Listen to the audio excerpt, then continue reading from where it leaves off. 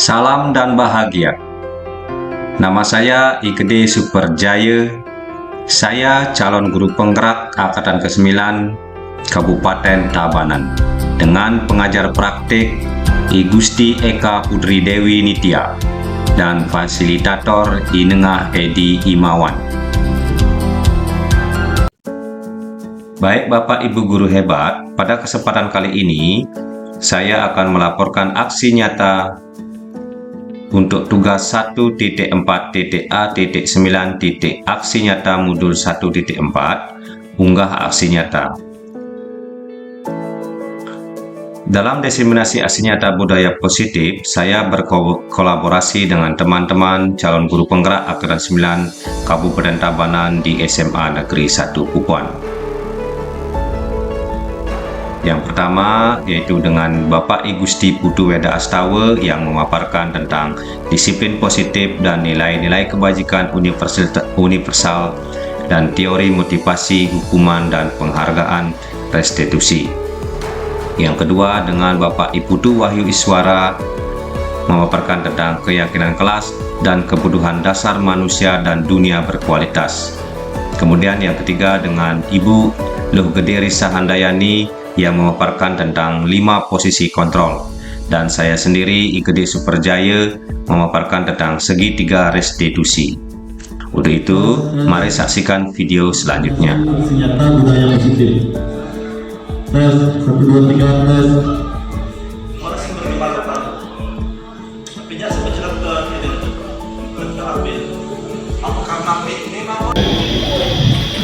Baik, terima kasih Ibu Bapak Guru. Kita mulai kegiatan pada hari ini. Saya awali dengan Pengasuhan Om Swastiastu. Yang terhormat Ibu Kepala SMA Negeri 1 Pupuan, yang menghormati Ibu Bapak Guru yang pada kesempatan pagi hari ini hadir di dalam acara kegiatan diseminasi aksi nyata budaya positif pembahasan calon guru penggerak SMA Negeri 1 Pupuan, yaitu saya sendiri yang Bapak I Gusti Putu Weda Astawa, Bapak Putu Wahyu Iswara, dan Ibu Gede Risa Handayani. Baik Ibu Bapak Guru, sebelum acara kita mulai, mari kita berdoa semoga kegiatan yang kita laksanakan nanti berjalan dengan lancar dan memberikan manfaat. Itu Bapak Ibu Guru dipersilakan untuk berdiri.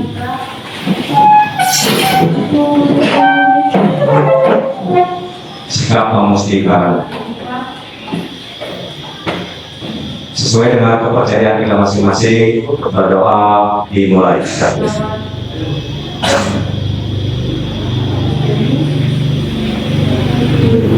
Berdoa selesai.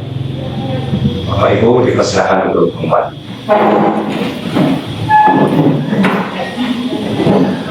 Untuk acara selanjutnya, kami persilakan Ibu Kepala Sekolah untuk memberikan arahan sekaligus membuka kegiatan diseminasi aksi nyata budaya positif pengibasan calon guru penggerak tanggal 16 sampai 19 Oktober 2023. Waktu dan tempat dipersilakan.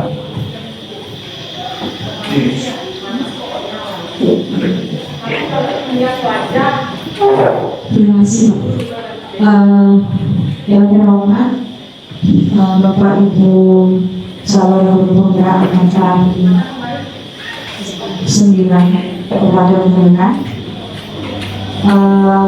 yang saya hormati Bapak Ibu guru dan pegawai yang sudah hadir pada pembahasan kali ini.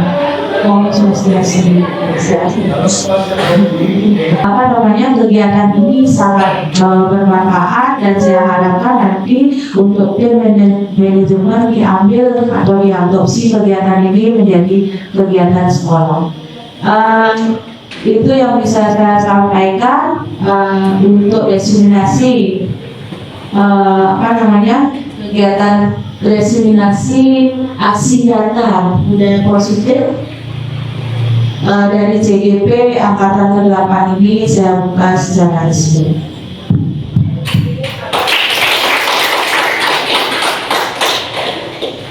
Demikian saya sampaikan, saya akhiri dengan para santi.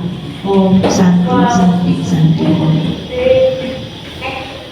Baik Ibu Pak Guru, terima kasih.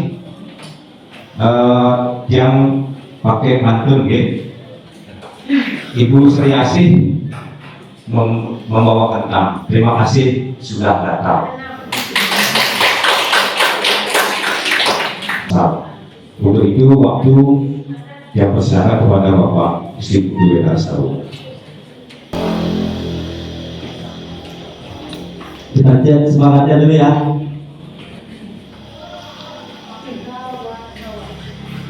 Semangat pagi, pagi, luar biasa, tetap semangat. Ya, kalau kita kompetisi itu seperti itu ya. Selamat pagi Bapak Ibu, terima kasih sudah hadir di sini. Jadi aksi nyata Kodul 174, jadi saya sendiri Gusti Putu Weda Astawa, Calon Guru Penggerak Angkatan 9 dari SMA Negeri 1 Bukuan. Jadi Bapak Ibu Guru, terima kasih selamat datang. Mari kita belajar bersama, saling mendukung demi mewujudkan budaya positif di sekolah. Jadi kita mulai dari filosofi pemikiran Ki Hajar Dewantara. Jadi filosofi pendidikan Ki Hajar Dewantara mengenai pendidikan yang berhamba pada anak. Jadi dimaknai pendidikan yang berpusat pada siswa dengan tujuan menuntut tumbuh kembang siswa sesuai kodrat untuk mencapai kebahagiaan dan keselamatan yang setinggi-tingginya. Jadi menuntut Bapak Ibu, jadi kita mendampingi sampai mereka mencapai keselamatan yang setinggi-tingginya. Next. Jadi pendidikan itu menuntut dan pendidik harus mengembangkan minat dan bakat anak sesuai kodrat anak.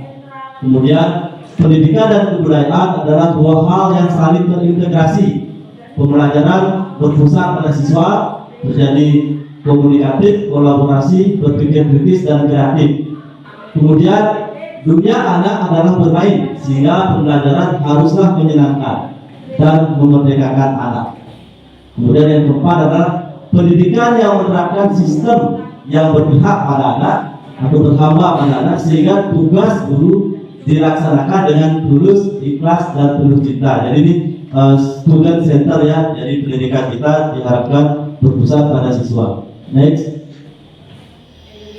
Kelas yang mencerminkan pemikiran dari Ki Hajar Dewantara. Jadi kelas itu yang mencerminkan dari pemikiran Ki Hajar Dewantara. Yang pertama adalah melaksanakan pembelajaran yang bermakna dan menyenangkan sesuai dengan kebutuhan murid. Kemudian memberikan tuntunan dan arahan kepada peserta didik sesuai dengan kodratnya. Kemudian yang ketiga, menyadari setiap peserta didik unik, memiliki karakter yang multikultural. Dan yang keempat adalah menghindari pemberian hukuman, punishment dan menerapkan sistem amonia. Next. Jadi ini Bapak Ibu bisa lihat salah satu pembelajaran yang berpihak pada murid dan menyenangkan. Jadi dalam pembelajaran kita bisa melihat dari ekspresi peserta didik kita, senyumnya, bagaimana saat kita memberikan pembelajaran, sehingga mereka bisa benar-benar fokus pada apa yang mereka pelajari dan mereka ingin kuasai. Next. Kemudian kita lanjutkan nilai-nilai seorang guru. Nilai-nilai yang melekat pada seorang guru, yaitu yang pertama berpihak pada murid. Jadi dalam merancang pembelajaran, kita harus merancang pembelajaran yang berpihak pada murid, menyesuaikan dengan minat dan bakat sesuai dengan kodratnya. Kemudian yang kedua adalah kolaboratif. Sebagai seorang guru, kita harus menjalin kolaborasi antara guru, orang tua, guru dan rekan sejawat, guru dengan kepala sekolah, guru dengan dinas pendidikan. Itulah nilai-nilai kolaboratif yang harus ada pada diri seorang guru. Kemudian mandiri. Sebagai seorang guru, kita harus berusaha melaksanakan tugas yang diberikan kepada kita dengan sebaik-baiknya. dan tidak banyak bergantung kepada orang lain. Kemudian yang selanjutnya adalah reflektif. Jadi nilai seorang guru yang reflektif itu adalah kita harus mempelajari pengalaman-pengalaman baru, dan setelah mempelajari pengalaman-pengalaman baru tersebut terbuka, kita melihat apa saja atau mengevaluasi apa saja yang sudah berhasil kita kembangkan, dan mana yang perlu kita perbaiki. Kemudian yang terakhir adalah inovatif. Sebagai seorang guru, kita harus mencari gagasan atau ide-ide baru untuk pengembangan dalam pembelajaran. Next, ya, contoh inovasi dalam pembelajaran. Misalkan dahulu kita mempelajari, kemudian di materi saya misalkan di pendidikan jasmani. Kalau dulu mempelajari permainan bola basket, sebelum belajar bola basket, siswa itu hanya disuruh lari keliling lapangan. Mereka tidak memahami kenapa harus lari dan segala macam. Padahal materinya adalah bola basket. Jadi contoh inovasi dalam pembelajaran adalah kita menggunakan permainan tradisional membuang-buangkan, di mana nanti begitu mengarah ke materi bola basket, kita sudah mempelajari dalam permainan membuang-buangkan itu ada yang kita pelajari adalah kerjasama. Ada nilai kerjasama di mana mereka harus tetap memegang kawannya, bergerak, dan di depan itu sebagai pemimpin harus bisa memberikan komando bagaimana sehingga nanti begitu dia ke pembelajaran bola basket tidak lagi individu, sudah bisa menerapkan nilai-nilai kerjasama yang nanti akan digunakan dalam permainan bola basket. Next, jadi pembelajaran dengan paradigma baru ini dirancang berdasarkan prinsip pembelajaran yang berdiferensiasi sehingga setiap siswa belajar sesuai dengan kebutuhan dan tahap perkembangannya untuk mewujudkan profil pelajar Pancasila. Next, jadi ini materi saya pertama yaitu disiplin positif. Dalam budaya kita kan sering memakai disiplin merupakan sesuatu yang dilakukan orang untuk mendapatkan kepatuhan. Kita cenderung menghubungkan kedisiplinan itu dengan ketidaknyamanan. Sebagai seorang guru, tujuan kita adalah menciptakan murid yang disiplin diri sehingga dapat berperilaku sesuai dengan nilai-nilai kebijakan universal dan memiliki motivasi intrinsik bukan ekstrinsik. Apa saja itu? Kita lihat next. Disiplin positif merupakan salah satu penerapan disiplin yang bertujuan menumbuhkan kesadaran serta memberdayakan murid untuk melakukan tanpa iming-iming, pujian, ancaman maupun hukuman. Next. Jadi motivasi perilaku manusia. Jadi motivasi merupakan dorongan yang timbul pada diri seseorang secara sadar untuk melakukan tindakan atau tujuan tertentu. Jadi yang pertama, jadi misalkan masuk pagi itu tujuannya dia takut dihukum, dipanggil, naik ke stick, dicatat. Jadi itu merupakan motivasi ekstrinsik. Kemudian yang kedua, motivasi mendapat imbalan atau penghargaan dari orang lain. Jadi misalkan begitu kita meminta mereka untuk disiplin, misalkan saat tidak ada guru mengerjakan tugas, mereka melakukan itu karena ingin mendapatkan imbalan. Kalau saya buat, ya nanti nilainya diberikan nilai yang tinggi, atau nanti saya diberikan hadiah. Contohnya bisa menjawab soal ini, nanti saya kasih uang 100, di mana nantinya semua siswa kita bisa menghargai nilai-nilai kebajikan diri sendiri. Jadi murid itu melakukan disiplin diri karena kesadaran akan nilai kebajikan dirinya. Jadi motivasi intrinsik. Next. Jadi contohnya konsep disiplin dengan identitas gagal. Contoh yang pertama adalah hukuman. Jadi kita baru memberikan hukuman itu tentu saja itu akan menyakiti hati siswa, membuat tidak nyaman. Murid merasa takut, memaksa murid menyembunyikan masalahnya, murid menjadi rendah diri. Kalau kita hanya menggunakan sistemnya itu adalah hukuman. Kedua, konsep disiplin dengan identitas gagal ini jika kita memberikan penghargaan, kenapa tidak efektif? Kemudian kenapa tidak efektif? Nanti tidak ada penghargaan, dia tidak mau melaksanakan disiplin tersebut. Kemudian merusak hubungan atau sifat iri. Contoh, jika si A kita berikan penghargaan, bisa menjawab, nanti si B yang tidak dapat, itu bisa menimbulkan atau merusak hubungan. Yang ketiga adalah mematikan kreativitas.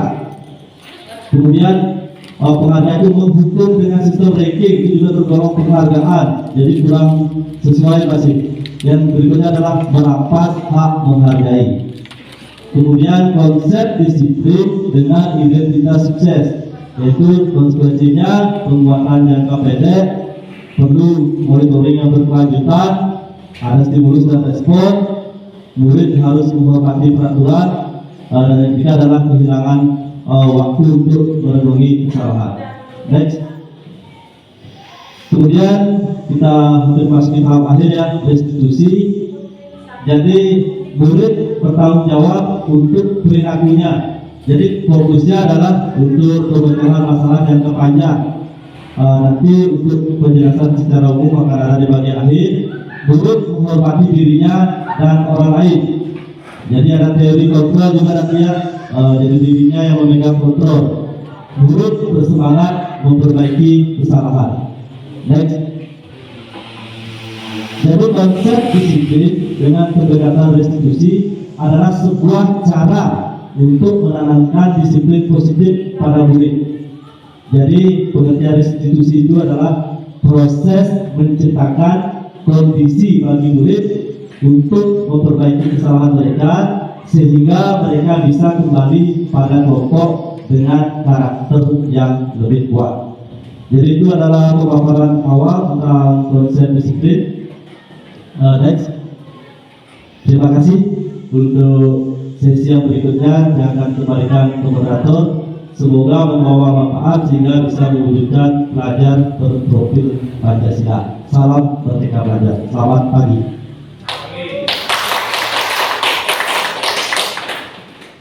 Silakan Bapak berdua suara atas waktu dan tempat.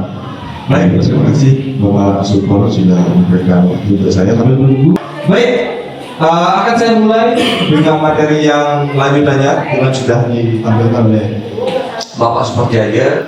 Hari ini kita akan fokus mengenai bagaimana tata cara kita. Saya akan menguatkan kembali Bapak Ibu guru. Saya yakin Bapak Ibu guru di awal semester sudah melakukan ini di kelasnya masing-masing. Nah, saya hanya melakukan penekanan saja terhadap keyakinan kelas, terutama di lingkungan sekolah ini. Nah, mengapa? Ini ada pertanyaan mengapa? Kok ada pertanyaan mengapa? Mengapa harus keyakinan kelas, bukan peraturan kelas? Kalau saya ibaratkan contoh, peraturan sekolah kita yang ada di sekolah kita, atau mungkin yang ada di kelas, dilarang mengganggu teman, misalnya peraturannya. Dilarang membawa senjata tajam. Dilarang apa lagi ya? Mengambil barang milik orang lain. Itu semuanya tentang peraturan kelas. Nah, sedangkan mengapa harus keyakinan? Kenapa harus nggak peraturan dia? Karena kita rasa semua peraturan sudah cukup. Kenapa harus keyakinan sekarang? Sebagai contoh seperti ini. Misalkan kalau di masyarakat kita memiliki sebuah peraturan untuk menggunakan helm saat berkendara. Itu peraturan kok, ya benar ya. Peraturan jadi wajib. Semua pengendara bermotor wajib menggunakan helm. Nah, itu peraturan. Kenapa kira-kira peraturan tersebut dibuat? Kenapa kita pakai helm? Untuk apa kira-kira Bapak Ibu? Keamanan itu dia. Apalagi? Keselamatan, keamanan, keselamatan. Kemudian, apabila seorang tersebut tidak yakin, malah saya aman aja, saya di rumah tembok aja yang bocor gitu misalnya. Nah, itu berangkat sebenarnya dari keyakinan. Jadi kalau kita yakin, ketika kita berkendara, kita menginginkan hal yang aman, jadi ya kita yakini dulu. Jadi sebenarnya pada dasarnya peraturan itu harus didasarkan dari keyakinan kita, sehingga peraturan tersebut ya mungkin saja bisa tergeserkan oleh keyakinan. Ngapain ada peraturan? Saya udah yakin kalau dengan pakai helm saya bisa aman. Ngapain harus ada peraturan? Saya pasti pakai. Itulah keyakinan. Nah, makanya daripada itu, sebisa mungkin kita akan menerapkan sebuah keyakinan kelas di dalam kelas kita, sehingga tanpa adanya peraturan pun kita di dalam kelas sudah melaksanakan disiplin yang positif karena kita sudah meyakini hal tersebut. Itu Bapak Ibu. Selanjutnya, nah prosedurnya saya susun menjadi 3 buah prosedur. Saya singkat-singkat biar kita lebih mudah untuk mempelajarinya. Yang pertama, yaitu adalah curah pendapat kesepakatan di kelas nih. Nah, poin pertama, prosedur penyusunan keyakinan kelas. Ini sebagai penguatan saja. Apabila kemarin Ibu Bapak Guru sudah melakukan, mungkin ada step-step yang masih kurang. Nah, saya sekarang sudah nomorkan biar stepnya bisa lebih runtut lagi. Yang pertama ada curah pendapat kesepakatan kelas atau peraturan kelas. Jadi peraturan yang ada di kelas disepakati dulu. Misalkan ada seorang yang suka mengganggu temannya, yang lainnya tidak suka, dicurahkan bahwa peraturan itu ditambahkan, dilarang mengganggu teman. Jadi membuat sebuah peraturan. Pada tahapan ini ajak seluruh anggota kelas untuk meninjau peraturan atau kesepakatan kelas yang sudah ada. Kemudian dia itu untuk meninjau kembali, diulang, dibuat ulang, atau ditetapkan, atau direvisi tergantung dari kesepakatan kelasnya. Jadi disepakati dulu peraturan kelasnya apa saja sih. Dilarang mengganggu teman, dilarang mengambil barang milik orang lain. Apabila sudah mengambil barang milik orang lain, mohon kembalikan ke tempatnya atau izin sebelum mengembalikan barang. Itu salah satu peraturan kelas. Seperti itu. Belum sampai ke keyakinan, belum. Baru ke peraturan dulu. Jangan ajak saja anggota kelasnya untuk menyusun peraturan. Jadi disusun peraturannya deh. Karena kita sudah terbiasa membuat sebuah peraturan, makanya di awal kita ajak mereka, murid-muridnya, untuk membuat peraturan terlebih dahulu. Selanjutnya yang kedua, tahapan kedua adalah mengubah kalimat negatif ke kalimat positif. Nah, dari kalimat peraturan yang mungkin masih bersifat negatif kayak yang tadi dilarang, itu masih dalam bentuk kalimat negatif. Kita ubah ke kalimat-kalimat yang positif. Tuh, nanti habis ini akan saya paparkan contoh-contohnya. Dan yang ketiga, setelah kita membuat peraturan kelas, setelah kita mengubahnya ke kalimat yang positif, selanjutnya baru kita menuju ke yang Pak Wedan sampaikan sebelumnya, yakni tentang kebajikan atau kebijakan universal. Kebijakan universal itu adalah kata-kata yang sangat umum, merupakan kata-kata yang abstrak sekali, susah untuk dideskripsikan, tapi mudah untuk diingat dan diterapkan. Itu dia kalimat positif yang tadinya kita rubah ke kebajikan universal. Seperti apa contohnya? Seperti berikut. Yang pertama saya sajikan contohnya. Jadi kita sebagai penguatan saja. Contoh proses diskusi pada sebuah kelas. Jadi anggap saja si Pak Guru sedang berdiskusi dengan tentang keyakinan kelas dengan kelas 12 MIPA Antariksa. Oke, sekarang kita punya kelas Antariksa ya. Anggap saja. Yang pertama, dari proses tersebut, si Budi misalkan menyebutkan nomor 1, jangan menaruh barang sembarangan selesai menggunakan. Jadi jangan menaruh barang sembarangan. Tapi sambil serok di belakang di tempat yang bagus, ternyata ditaruh di depan di meja guru. Mungkin ada temannya yang seperti itu, sehingga Budi itu menyampaikan hal nomor 1. Nomor 2, Anton misalkan dia menyampaikan adalah dilarang mengganggu orang lain karena dia merasa terganggu di dalam kelas, makanya dia menyampaikan hal ini dan disepakati oleh teman-teman semua. Yang nomor 3, dilarang terlambat datang ke kelas. Yang nomor 4, dilarang melakukan kekerasan. Nomor 5, petugas piket wajib melaksanakan tugas. Mungkin saja dalam kelas tersebut ternyata ada petugas piket yang tidak mau bekerja dengan baik, sehingga dibuat di peraturan atau kesepakatan kelas. Yang nomor 6, dilarang menyerobot antrean. Mungkin ada yang mau minta tanda tangan dan lain sebagainya, atau memeriksa jawabannya dengan guru, tapi ada yang menyerobot antrean, makanya ada yang menulis seperti ini. Yang nomor 7, wajib menggunakan masker. Dan nomor 8, dilarang berlarian di lobi kelas. Gitu. Jadi ini adalah contoh dari kesepakatan kelas yang sudah dibentuk pada sebuah kelas. Jadi kalau Bapak Ibu mengaplikasikannya di kelas, boleh dibuat dengan sticky note. Misalkan mereka menulis di sticky note, tempel di depan, kemudian kita bacakan dan ditulis dan dirangkapkan. Ini yang sudah saya rangkum semuanya, sudah rangkum. Jadi ada 8 peraturan atau kesepakatan kelas yang sudah disepakati di kelas 12 MIPA Antariksa. Nah, selanjutnya, mari kita bersama-sama kita akan berlatih Anggap saja saya sebagai gurunya, Bapak Ibu guru sebagai muridnya yang di kelas 12 IPA tarik satu. Ketika sudah dibentuk sebuah peraturan kelas, mari kita bersama-sama merubahnya dalam bentuk kalimat yang positif. Pertama, ingat, kita berubah kalimat yang positif. Kalau kalimat negatifnya, jangan menaruh barang sembarangan selesai menggunakan. Ini ada kalimat negatif, jangan menaruh barang sembarangan. Kalau kalimat positifnya kira-kira seperti apa?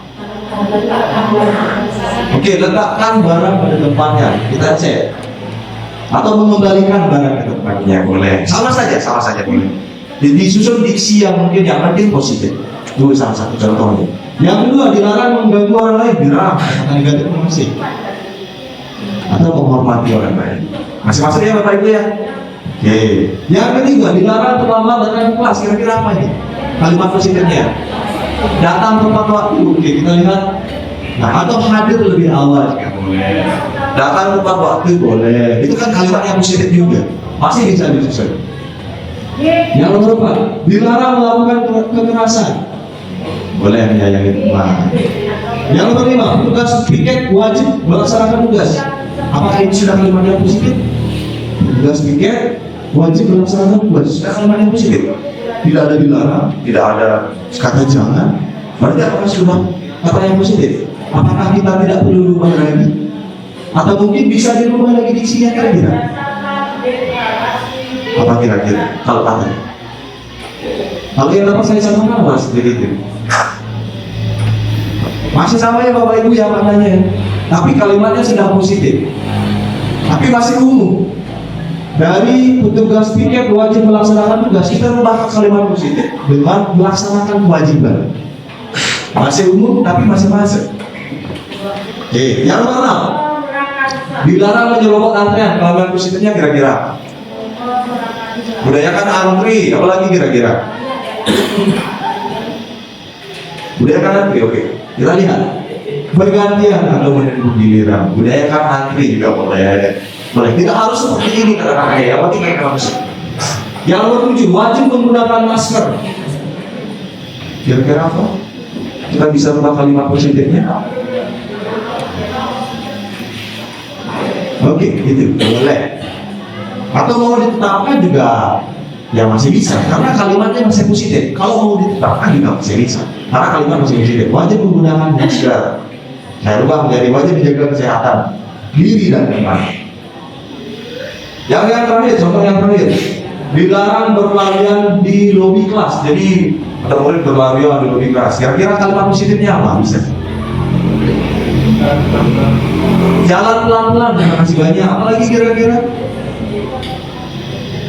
Jalan pelan-pelan, berlarian. Dilarang berlarian di lobi kelas. Kalimat positifnya berjalan pelan-pelan. Kita lihat. Berjalan dengan aman di lobi kelas. Oke, berjalan pelan-pelan di lobi kelas juga boleh. Nah, kita sudah menyusun 18 kalimat yang positif. Yang darinya tadi negatif atau campur aduk, ada yang positif, ada yang negatif. Kita susun semua dalam sebuah hasil kalimat yang positif. Sekarang lalu kita menyusun sebuah keyakinan kelas. Yang mana keyakinan kelas itu dalam bentuk kalimat yang universal atau keyakinan yang universal seperti yang dijelaskan sama Pak Weda sebelumnya. Nah, keyakinan universal itu bentuknya sangat umum. Contohnya adalah sebagai berikut. Yang pertama, dari kata-kata mengembalikan barang ke tempatnya, kalimat yang sangat universal adalah ini: bertanggung jawab. Itu adalah salah satu pengira. Maaf, saya izin untuk menghidupkan kamera. Oke, terima kasih. Maaf tidak. Itu bertanggung jawab. Kemudian kata yang kedua, menghormati orang lain. Kira-kira kata-kata yang paling umum sekali dan kalimat yang universal atau kebajikan yang universal itu adalah apa kira-kira? Menghormati orang lain, saling menghargai, saling menghormati. Benar, kita lihat. Nah, benar sekali Bapak Ibu. Sudah keren-keren sudah minta Bapak Ibu sudah memahami. Hadir lebih awal. Disiplin waktu boleh juga kita lihat. Ya, komitmen, ada kata komitmen. Dia berkomitmen. Tapi kalau mau Bapak Ibu mau buat disiplin ya juga boleh. Disiplin lebih ke dirinya sendiri. Komitmen itu juga lebih mendalam, tapi lebih intrinsik seperti yang dijelaskan sama Pak Weda sebelumnya. Ada yang intrinsik, ada yang ekstrinsik. Selanjutnya, dilarang melakukan kekerasan dan menyayangi teman sekarang. Menyayangi teman. Dilarang melakukan kekerasan, menyayangi teman. Apa kira-kira kalimat yang universalnya? Mas, saling menghargai, masuk nggak? Mas, saling menghormati, saling menghargai, saling menghormati, masuk. Yang kelima, melaksanakan kewajiban bertanggung jawab. Terima kasih, sudah cepat sekali, sudah yakin bertanggung jawab, benar sekali bertanggung jawab. Nah, saya tahu ini sudah belajar dengan baik, sudah memahami dengan baik juga. Yang keenam, bergantian atau menunggu giliran. Apa kira-kira? Apakah saling menghormati? Dilarang menyerobot antrean. Saling menghormati juga. Saling menghormati. Bapak Ibu sudah keren-keren sekali. Yang ketujuh, wajib menjaga kesehatan. Wajib menggunakan masker. Kira-kira apa? Wah, ada kesehatan. Kata kesehatan itu adalah kata yang paling umum. Masih bisa dimasukkan ke kalimat yang dijakan universal. Yang terakhir, nomor 8. Dilarang berlayar di lobi kelas, berjalan dengan aman di lobi kelas. Kalimat yang universal apa kira-kira? Dulu itu yang terakhir, ini kameranya keluar lagi. Keamanan mungkin, keamanan. Kita cek. Oke, mari kita lihat. Survei membuktikan yang terakhir, berjalan dengan aman di lobi kelas adalah hebat sekali Ibu Bapak Guru, kebenaran sekali. Nah, akhirnya kita sudah dapat menyusun keyakinan kelas. Nah, keyakinan kelas ini yang paling kanan yang saya hijaukan itu bisa ditulis dengan bagus, diisi bintang-bintang, kemudian diisi hiasan, diisi pita-pita dan lain sebagainya sesuai dengan kreasi anak-anak dan bisa ditempel di depan kelas atau di mading kelas di belakangnya, itu bisa ditempel guna untuk mengingatkan. Nah, kenapa itu juga alasan kenapa kita membuat kalimat yang benar-benar universal. Yang pertama, biar mudah diingat. Ada piket. Ya ini komitmen mungkin, atau saling menghargai, atau bertanggung jawab, atau saling menghormati, atau kesehatan dan keamanan dan lain sebagainya. Kalau dia ingat melaksanakan kewajiban untuk melaksanakan tugas piket, ya dia ingat kata bertanggung jawab apa aja dimasukin. Dan tidak hanya itu yang masuk dalam kategori bertanggung jawab, di luar konteks piket juga bertanggung jawab ini juga masuk hal-hal yang lainnya, sehingga murid juga menganalisisnya secara abstrak. Bertanggung jawab, wah apalagi nih yang saya harus bertanggung jawabkan. Hal-hal lain juga akan diharapkan untuk muncul di benak murid tersebut sebagai motivasi basicnya kan. Nah itu dari ke-8 kalimat prakarsa ini, yang dari awalnya tadi kita membentuk 8, yang dari awalnya kita membentuk 8 peraturan kelas, kemudian membentuk 8 kalimat positif. Kita akan membuat tidak 8 lagi kalimat yang prakarsanya. Dari kalimat-kalimat yang akan kita tuliskan di keyakinan kelas, tidak 8 lagi, kita hitung. Bertanggung jawab ada berapa bertanggung jawab? Dia bertanggung jawab 1, saling menghormati, komitmen, kesehatan, keamanan. Jadi 5, dari awalnya 8 jadi 5.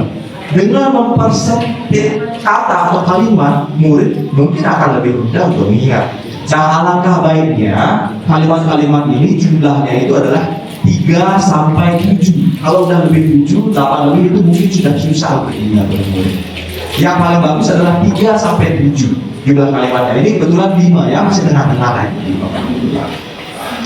Kemudian sebenarnya kalau Bapak Ibu ingin lebih memahami lebih dalam lagi mengenai tentang bagaimana caranya memperdalam dari kalimat-kalimat ini, itu ada caranya kita menjabarkan dalam bentuk tabel T, ada tabel Y, kemudian ada tugas guru, tugas murid, bukan tugas guru, bukan tugas murid. Nah, bila Bapak Ibu ingin bertanya dengan tentang hal tersebut, mari kita diskusikan di tempat yang lain nanti, karena kita hemat waktu lah. Jadi ada 3 poin lagi yang bisa disebarkan dari ini atau dilebarkan konsepnya tentang mencerna dari kalimat-kalimat yang sudah kita bentuk dari keyakinan kelas. Nah, selanjutnya adalah hal-hal yang perlu diperhatikan. Sudah saya tampilkan di slide. Yang pertama, keyakinan kelas bersifat lebih abstrak daripada peraturan yang lebih rinci atau konkret. Jadi peraturan yang rinci dia, yang piket harus piket, jam datang harus jam 7 gitu misalkan. Yang keyakinan kelas dia lebih abstrak, jadi abstrak aja. Dia abstrak juga untuk menganalisisnya, luas analisisnya jadinya. Yang kedua, keyakinan kelas berupa pernyataan-pernyataan yang universal, sudah kita bahas tadi, disiplin, komitmen, bertanggung jawab, itu kata-katanya. Yang ketiga, pernyataan keyakinan kelas senantiasa dibuat dalam bentuk positif, sudah tadi. Keyakinan kelas hendaknya tidak terlalu banyak, nah, sehingga mudah diingat dan dipahami oleh semua warga kelas. Yang saya sampaikan tadi, jumlahnya kurang lebih ya 3 sampai 7 kalimat saja. Itu yang paling optimal untuk dilaksanakan. Kemudian selanjutnya, keyakinan kelas sebaiknya selalu sesuatu yang dapat diterapkan di lingkungan tersebut. Nah, sesuai dengan lingkungan, jangan menggunakan keyakinan kelas orang lain. Jadi yang gunakan keyakinan kelas yang sendiri. Semua warga kelas hendaknya ikut berkontribusi dalam kekuatan keyakinan kelas lewat kegiatan curah pendapat, sehingga kalau ada hal yang tidak disepakati di peraturan awal itu bisa didiskusikan dan dikurangi. Yang terakhir, bersedia meninjau kembali keyakinan kelas dari waktu ke waktu. Jadi bukan hanya sekali saja kita membuat. Seandainya nanti mungkin ada murid baru, seandainya nanti ternyata keyakinan tersebut sudah dianggap tidak diyakini lagi, mungkin bisa ditinjau kembali dan dirubah sewaktu-waktu dengan proses yang sama juga. Nah, kemudian ini yang saya sampaikan tadi juga, pendalaman keyakinan kelas itu digunakan untuk memperjelas keyakinan kelas yang sudah disusun bersama. Dengan tadi kita bisa membuat sebuah tabel T, kemudian nampak itu hasilnya, kemudian kita bisa membuat tabel Y atau benar terlihat sama syarat ujian. Ada juga tugas saya, tugas guru, tugas murid, ada bukan tugas guru, bukan tugas murid. Itu nanti bisa ditanyakan secara personal saja kan ya. Nah, sesi diskusi, kira-kira Bapak Ibu ada hal yang ingin ditanyakan sebelum kita mulai? Jelas ya tata caranya ya, ada 3 tahapan tadi. Buat peraturan dulu. Yang kedua, menyusun kalimat yang negatif tadi jadi kalimat positif. Yang ketiga, dari kalimat positif itu kita buat kata-kata yang prakarsa yang lebih universal. Kata-kata yang lebih universal. Ada yang perlu ditanyakan? Jelas ya Bapak Ibu ya? Oke, keren-keren Bapak Ibu di sini semuanya. Nah, terima kasih banyak. Untuk materi yang pertama yang saya bawakan sudah selesai. Bisa dilanjutkan ke materi yang kedua. Pak Supar, terima kasih. Dilanjutkan. Bapak Ibu, kalau mengantuk, mari kita tarik nafas dulu bareng-bareng. Tarik nafas, hembuskan lagi. Tarik nafas lagi yang baik, hembuskan. Kemudian jangan lupa snacknya Bapak Ibu, silakan. Dinikmati ala kadarnya, silakan snacknya. Ya, biar tidak mengantuk. Peregangan dulu yang bagi bangkunya mungkin agak sakit ya, peregangan dulu. Dikutak dulu, kita abang, silakan. Ya, tidak terlalu berat. Setelah itu baru kita lanjutkan ke materi kebutuhan dasar manusia. Pak Agus, Pak. Silakan. Pak Agus ini Pak Agus. Aku bisa geser mungkin. Kita akan membahas 5 kebutuhan dasar manusia dan makan sakitnya. Kita lihat nanti dia termasuk kebutuhan dasar yang mana. Bisa kita lanjutkan ya Bapak Ibu guru ya. Sambil menikmati konsumsinya sambil minum air akan saya lanjutkan pemaparan berikut. 5 kebutuhan dasar manusia. Kenapa disebut sebagai dasar atau fondasi? Kemarin saya mau tulis dasar, kalau tanya kenapa dasar, nanti namanya persepsinya berbeda kok dasar. Maksudnya adalah dasar atau fondasi. Nah, kenapa disebut sebagai dasar fondasi? Karena setiap tindakan atau perilaku manusia pasti bertujuan untuk memenuhi kebutuhan dasar. Kenapa tadi ibu bapak makan snacknya? Karena itu kebutuhan kita. Kebutuhan untuk makan, kebutuhan untuk bertahan hidup salah satunya. Nah, jadi sesuai dengan teori kontrol, jadi apapun yang dilakukan oleh manusia itu adalah berdasarkan atau fondasi dari yang mereka hanya ingin memenuhi kebutuhan dasar mereka yang mungkin tidak disadari oleh diri mereka sendiri. Jadi saat kita makan, ya mungkin tidak sadar kebutuhan apa yang terpenuhi. Tapi kalau dipikirkan, ternyata saya ingin memenuhi kebutuhan dasar saya. Salah satunya, apa saja kebutuhan dasar ya? Ini dia. Ada 5 kebutuhan dasar. Yang pertama saya tulis di tengah-tengah karena mungkin akan paling penting kali ini. yakni bertahan hidup. Itu kebutuhan dasar yang pertama, bertahan hidup. Kedua, ada kebutuhan penguasaan, ada kebutuhan kasih sayang dan rasa ingin diterima, kasih sayang dan rasa ingin diterima. Selanjutnya ada kesenangan. Yang terakhir ada kebebasan. Maksudnya apa saja? Saya yakin Bapak Ibu guru sudah pernah mempelajarinya dengan baik juga. Tetapi pada hal ini kita akan melakukan sebuah penguatan dari contoh-contoh yang saya berikan. Nah, kita langsung ke contoh kasus ternyata nih. Kita tidak bahas teori banyak-banyak, kita langsung ke contoh kasus untuk lebih mempermudah kita untuk lebih memahami kebutuhan dasar. Saya bacakan contohnya. Bapak Ibu juga sembari membaca, sembari mendengarkan, sembari mengambil slide-nya juga. Saya bacakan contoh kasusnya. Ibu Ambar, ingat ya namanya Ibu Ambar, namanya Ibu Ambar. Ibu Ambar adalah guru wali kelas 2. Ini contoh di SD ya. Saya tidak pakai contoh yang sama seperti kita di SMA. Biar lebih mudah kita menganalisis. Ibu Ambar, guru wali kelas 2A di SD Pelita Hati, sedang bingung menghadapi ulah salah satu murid di kelasnya yang namanya Doni. Nah, beberapa anak di kelas 2A telah datang padanya ini maksudnya Ibu Ambar, pada Ibu Ambar, dan mengeluhkan si Doni yang seringkali meminta bekal makan siang mereka dengan paksa. Jadi diminta. Jadi kalau Bapak Ibu mengambilnya dengan kamera dikasih, yang ini dia si Doni, dia memaksa. Nah, jika Anda menghadapi situasi seperti Ibu Ambar, apa yang Anda lakukan? Menurut Anda, kira-kira apa alasan Doni melakukan hal itu? Kalau ditebak-tebak dari kalimat ini, apakah sudah bisa ditebak kebutuhan dasar yang mungkin ini dipenuhi? Mungkin bisa. Kira-kira apa kebutuhannya yang ini dipenuhi? Bertahan hidup, oke. Satu, bertahan hidup. Yang mana lagi kira-kira masih? Kesenangannya, oke. Mungkin kesenangan yang boleh warna P. Apa lagi kira-kira? Penguasaan mungkin masih masuk. Ada lagi? Kasih sayang mungkin ada yang jawab kasih sayang. Oke. Dari kalimat ini kasih sayang. Sayang sama. Itu ya kira-kira yang muncul ya di benak kita ya ketika kita mendengar cerita ini. Nah, apabila ternyata saat kita bertanya pada si Doni, ketika Ibu Ambar bertanya pada Ibu Doni, ternyata jawabannya berbeda-beda. Kalau pertama, jawabannya adalah saya lapar, orang tua saya tidak memberikan bekal makan siang. Nah, berarti kebutuhan yang ingin dipenuhi oleh dia adalah bertahan hidup.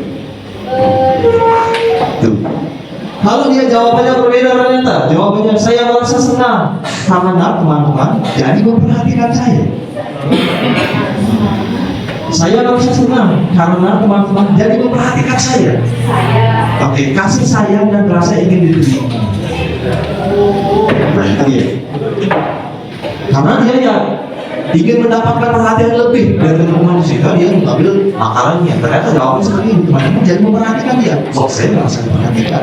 Itu adalah dasar dari kasih sayang dan rasa ingin diterima.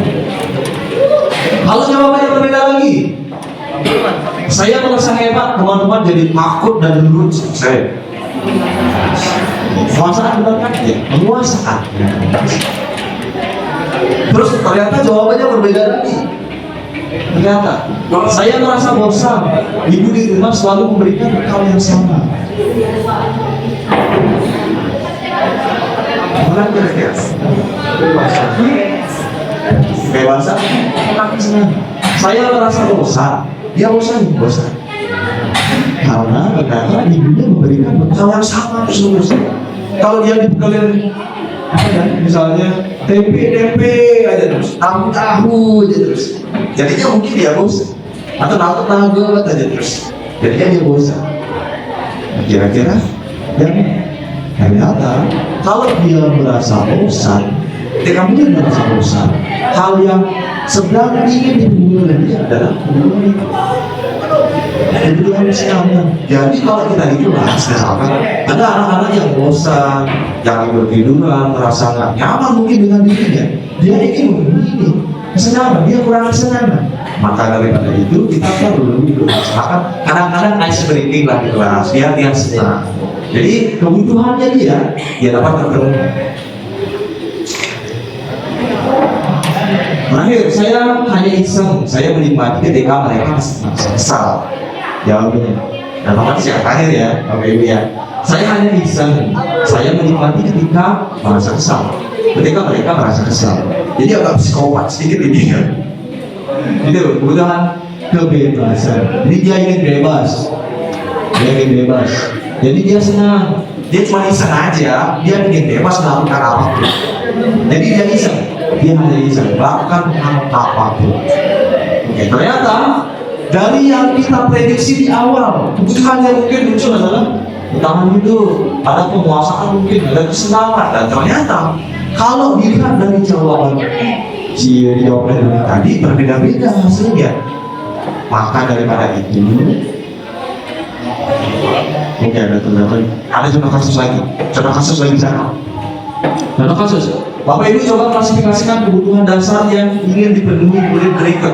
Kita jawab bersama-sama. Nih, satu soal lagi. Tahun ini Dimas genap berusia 17 tahun. Dia senang sekali ketika ayahnya mulai mengerjakan cara menyetir mobil. Ini sesuai dengan umur anak-anak kita di SMA ya, 17 tahun. Dia sudah diajarkan untuk menyetir mobil. Nah, setiap akhir pekan dia berlatih menyetir. Dia terlihat senang sekali berlatih sampai akhirnya dia bisa menyetir mobil dengan baik dan lancar. Ketika ibunya bertanya pada Dimas, apa yang membuat dia ingin bisa menyetir mobil? Ketika jawaban Dimas adalah seperti ini, seperti yang ada di kamar. Kebutuhan apa yang ingin dia penuhi? Ditanyakan dulu sama ibunya, dia apa?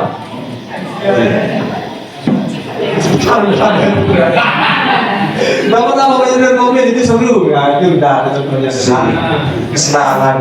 Saya apa karena terjadi 2 kali ya Bapak Ibu ya. Ternyata perhitungnya tidak sabar. Tuh, jadi jawaban si Dimas menyetir mobil itu seru. Itu kebutuhan yang ingin dia penuhi adalah kesenangan. Selanjutnya, biar bisa jalan-jalan naik mobil sama teman-temanku. Kenal bahasa mungkin soalnya. Lagi kira-kira biar bisa jalan-jalan naik mobil sama teman-teman. Ternyata kebutuhan yang ingin dia penuhi adalah cinta dan kasih sayang. Dia ingin ngajak teman-temannya bareng-bareng. Dia ingin merasa dia dicintai. Jadi kebutuhan cinta dan kasih sayang itu tidak melulu hanya tentang dia disayangi aja. Ini mungkin tentang cinta dan kasih sayang ini juga termasuk ke dalam saat dia masuk ke sebuah circle atau masuk ke dalam sebuah kelompok.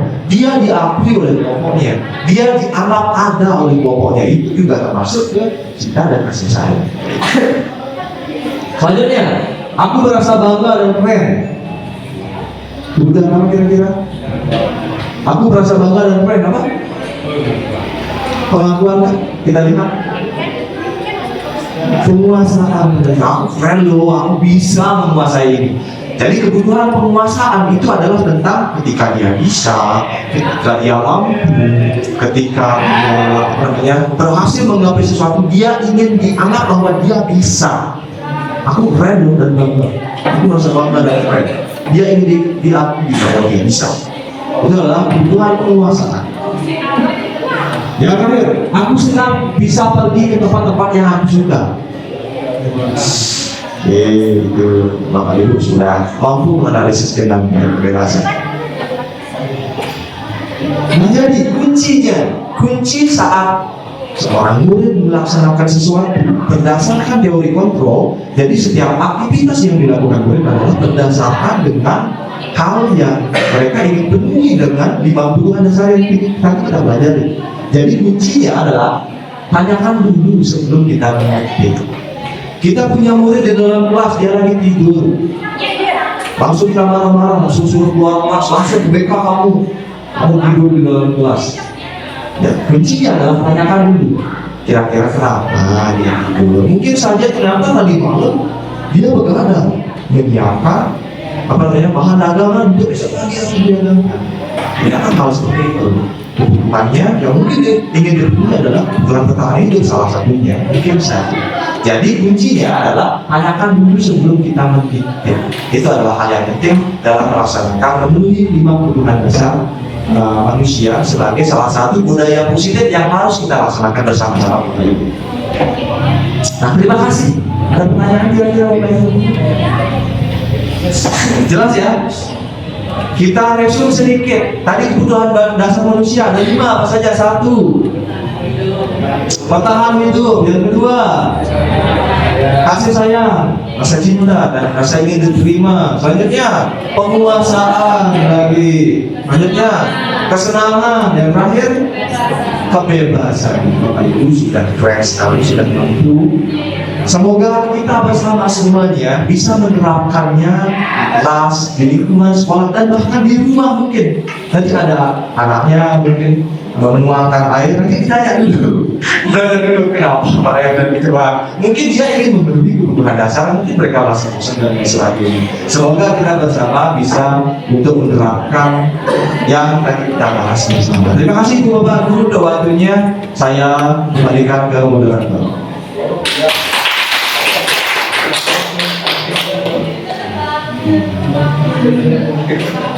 Baik, terima kasih kepada Bapak Budi Wahyu Iswara telah memaparkan tentang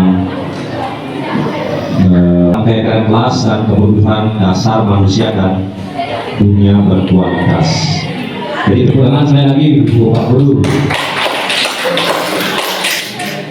Nah, untuk selanjutnya itu dipersilakan kepada Ibu Logede Risa Handayani untuk memaparkan tentang 5 posisi kontrol.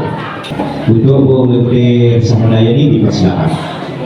Ibu Pak Guru, kita lanjutkan ke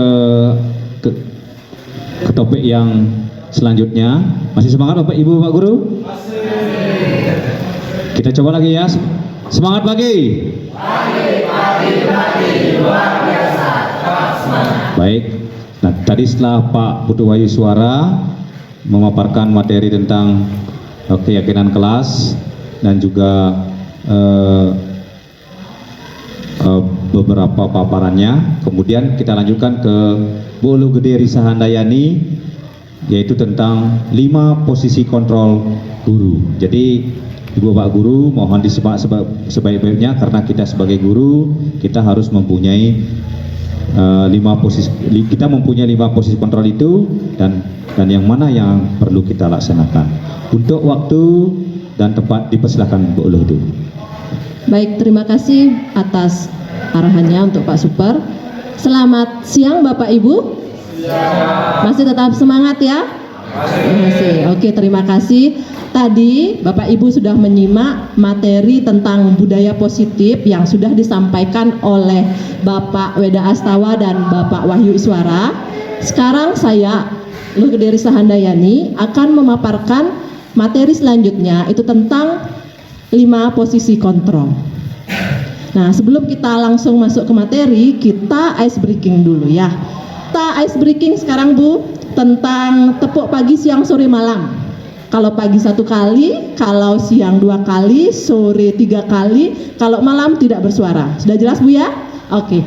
Tepuk pagi, pagi, sore, sore, siang, malam. Oke, terima kasih. Tepuk tangan dulu untuk Bapak Ibu. Kita lanjutkan materinya tentang 5 posisi kontrol. Sebenarnya untuk 5 posisi kontrol ini sudah kita terapkan sebagai guru. Namun ada beberapa posisi kontrol yang seharusnya tidak kita laksanakan dan yang mana yang seharusnya kita terapkan kepada anak didik kita.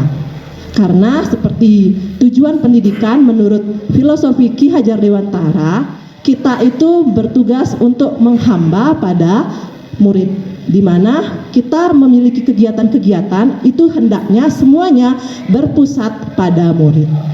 Nah, mari kita telusuri lebih jauh tentang 5 posisi kontrol apa saja yang ada. Oke, ini adalah 5 posisi kontrol guru. Yang pertama ada penghukum. Kemudian yang kedua ada pembuat rasa bersalah. Yang ketiga ada sebagai teman. Yang keempat ada pemantau. dan yang terakhir ada manajer. Mari kita lanjutkan. Oke, sebelum kita langsung masuk ke 5 posisi kontrol tersebut, saya memiliki sebuah kasus. Mari kita simak bersama-sama. Kasusnya adalah Tisa dipanggil masuk ke ruangan Ibu Dewi yang merupakan wali kelas 10-3 di SMA Makmur. Ibu Dewi baru saja mendapatkan pengaduan dari Ibunda Tisa bahwa Hana menggunakan kata-kata kasar dan merendah-rendahkan Tisa di sosial media. Seperti yang kita ketahui, kita sekarang semuanya bergelut pada sosial media. Jadi ini ada satu kasus. Kemudian, bila Anda adalah Ibu Dewi, penerapan disiplin apakah yang akan Anda lakukan untuk kasus Hana? Jadi misalnya nih, Ibu Bapak sebagai wali kelas 10-3 diberikan pengaduan oleh salah satu orang tua. Nah, apa yang mungkin akan Bapak Ibu lakukan terkait dengan kasus ini? Silahkan, ada yang mau berpendapat? Oke, baik, terima kasih. Jika saya di posisi wali kelas dari Tisa dan Hana, yang akan saya lakukan pertama kali adalah memanggil Tisa dan Hana, kemudian melakukan diskusi, menggali apa sih sebabnya si Hana menggunakan kata kasar atau merendahkan Tisa di sosial media. Kemudian kami akan menemukan solusi bersama. Baik, terima kasih. Terima kasih banyak Ibu Hesti sudah mengutarakan pendapatnya. Ada mungkin yang lainnya, Bapak, Ibu yang mau mengutarakan pendapatnya terkait kasus ini? Atau sama mungkin dengan jawaban dari Ibu Hesti? Sama, oke. Nah, untuk menjawab permasalahan ini, mari kita menilik lebih dalam lagi tentang 5 posisi kontrol yang ada. Oke, kita mulai dari posisi kontrol yang pertama, itu adalah penghukum. Di sini saya memiliki video. Silakan Bapak Ibu guru simak.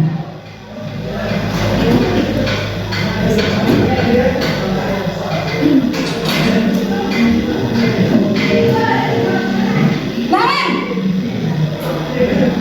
sini kamu. Selamat pagi, Bu. Selalu terlambat. Kamu deh, pasti terlambat. Maaf, Bu. Saya Apa? Apa coba? Alasan kamu apa lagi? Kapan sih kamu tidak terlambat? Malas sekalinya kamu jadi anak. Dasar pemalas. Gak kapok-kapok sih kamu. Sudah berapa kali terlambat? Sana, kamu keliling lapangan basket 2 kali. Kenapa saya harus di lapangan basket, Bu? Kenapa? Kamu melawan ibu. Berani-beraninya jawab. Sudah terlambat, masih berani jawab pula. Sekarang, keliling lapangan basket 5 kali sekalian. Biar kapok. Cepat. Pergi sana ke lapangan basket. Oke, itu tadi sebuah ilustrasi tentang posisi guru sebagai penghukum. Jadi saya yakin Bapak Ibu di sini tidak ada yang menerapkan hal seperti Ibu guru yang ada di video ya. Oke, nah untuk selanjutnya, jadi dari video yang tadi kita bisa mendapatkan ciri-ciri yang berkaitan dengan posisi guru sebagai penghukum. Yang pertama, kalau guru sebagai penghukum itu biasanya berbicara dengan nada yang tinggi dan melotot matanya, kemudian menghardik, menunjuk-nunjuk, berkaca pinggang, dan membentak. Nah, kemudian hukuman yang bisa diberikan itu biasanya bisa berupa hukuman fisik dan hukuman verbal berupa kata-kata. Kemudian ada beberapa contoh kalimat yang disampaikan ketika guru itu sebagai penghukum. Yang pertama, saya tidak pernah jadi penghukum jadi nggak bisa mengikuti nada tingginya. Yang pertama, patuhi aturan saya atau awas ya, dengan nada yang tinggi dan emosi. Kemudian, kamu selalu saja salah dengan nada tinggi juga. Kemudian selalu, pasti kamu selalu yang terakhir selesai. Itu beberapa kalimat kalau guru tersebut menjadi posisinya pada posisi penghukum. Dan ada kalimat-kalimat lain lagi yang tadi yang sudah disampaikan di videonya. Nah, kemudian apa dampak yang terjadi jika kita sebagai penghukum? Yang pertama, anak itu akan mendapatkan identitas gagal. Dia akan merasa dirinya tersakiti, kemudian berada dalam dunia yang lebih negatif. Kemudian bisa saja murid itu pendendam kepada kita. Aduh, ibunya itu marah-marah sekali, saya tidak suka sama ibunya. Kemudian yang selanjutnya,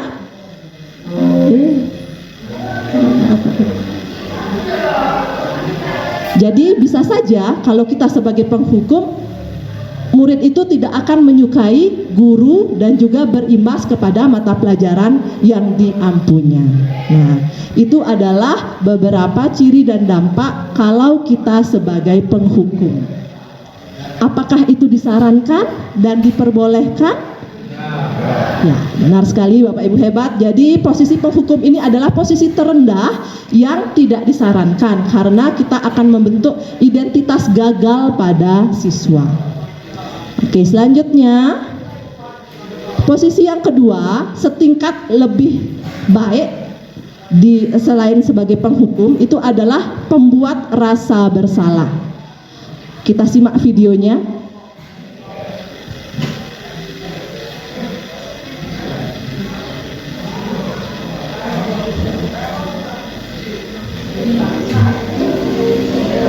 Ini kasus yang sama, aktornya juga sama, tapi cara penanganannya yang berbeda.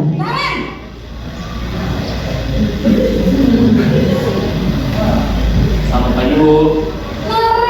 Naren, kamu kenapa terlambat lagi, nak? Ya Tuhan, Naren, kamu senang ya bikin ibu susah ya? Kalau kamu terlambat lagi, nanti ibu yang ditegur bapak kepala sekolah, nak. Disangka ibu tidak bisa membina kamu. Duh, gimana ini? Maaf, Bu. Duh, Gusti Naren, kamu suka ya kalau ibu ditegur bapak kepala sekolah? Terus, sekarang ibu harus tulis apa ini di buku absen? Ini kamu sudah sering terlambat loh. Ibu harus apa coba? Maaf, Bu. Maaf sekali. Ya sudah, lain kali jangan bikin ibu susah lagi ya nak ya. Ibu tidak akan kuat lagi kalau kamu gini terus. Bisa jantungan kalau ibu ditegur bapak kepala sekolah. Sana cepat ke kelas. Maaf ya, Bu. Maaf sekali. Oke, itu tadi video singkat tentang posisi pembuat rasa bersalah. Bapak Ibu bisa membedakan antara posisi penghukum tadi dengan posisi yang ini? Bisa. Salah satunya adalah kita lihat nadanya, ya. Kalau tadi nada di posisi penghukum itu sangat tinggi, kemudian ada membentak, menghardik dan lain sebagainya. Kalau di sini nadanya sudah mulai diturunkan. Nah, kita lihat sekarang ciri-ciri jika guru tersebut ada pada posisi pembuat rasa bersalah. Oke. Yang pertama, suaranya cenderung melembut dengan nada tenang, namun kata-katanya menyalahkan murid. Jadi, dia akan diberikan kata-kata yang membuat siswa tersebut akan merasa bersalah. Tapi nadanya cenderung datar. Kemudian, guru akan menyatakan hal-hal yang menyatakan kesalahan ada pada murid dengan membuat guru menderita. Jadi seperti tadi, dia akan menyalahkan dirinya sendiri sehingga membuat guru tersebut menderita. Kemudian ada beberapa kalimat yang diucapkan oleh guru ketika dia menjadi posisi pembuat rasa bersalah. Yang pertama, ibu sangat kecewa sekali dengan kamu. Kemudian yang kedua, berapa kali bapak harus memberitahumu ya? Nah, itu tergolong ke posisi pembuat rasa bersalah. Kemudian yang ketiga, kamu tidak kasihan ya sama ibu? Secara otomatis kalau siswa diberikan kata-kata seperti itu, kalau siswa yang normal ya, dia pasti akan merasa bersalah. Kecuali ada siswa-siswa yang di luar nalar mungkin, yang tidak merasa peka, karena kita kan banyak memiliki siswa, di mana siswa tersebut kan berbeda-beda karakternya. Oke, nah jadi pembuat rasa bersalah ini juga memiliki dampak, yaitu jelas murid akan merasa bersalah. Kemudian murid akan menjadi orang yang gagal dan tidak sanggup membahagiakan orang lain. Yang ketiga, menyimpan emosi negatif dalam diri sehingga menjadi rendah diri dari lingkungan. Jadi dampak ini akan lebih lama akan dikenang karena ini adalah menyangkut tentang emosi. Lain halnya kalau siswa itu mau menyampaikan unek-uneknya, menyampaikan dengan perbuatan. Kalau seperti ini dia akan memendam sendiri sehingga dampaknya akan menjadi jangka panjang. Nanti setelah dia tamat 10 tahun ke depan, 15 tahun ke depan, itu akan menjadi kenangan yang negatif bagi dirinya. Oh, bapak ini yang dulu membuat saya merasa bersalah. Dia akan pasti ingat, karena kenangan yang mereka ingat adalah kenangan yang terbaik dan kenangan yang terburuk. Oke, kita lanjutkan ke posisi teman. Sebelumnya ada Bapak Ibu yang mungkin pernah menjadi pembuat rasa bersalah. Tidak perlu dijawab, direfleksikan dalam hati saja. Oh, Pak Krisna. Oke, nanti akan berubah seiring berjalannya waktu ya Pak ya. Oke, untuk posisi teman kita lihat videonya. Ini masih aktornya sama, masalahnya juga sama, tetapi perlakuannya yang berbeda dalam menangani murid. Silakan Pak Super.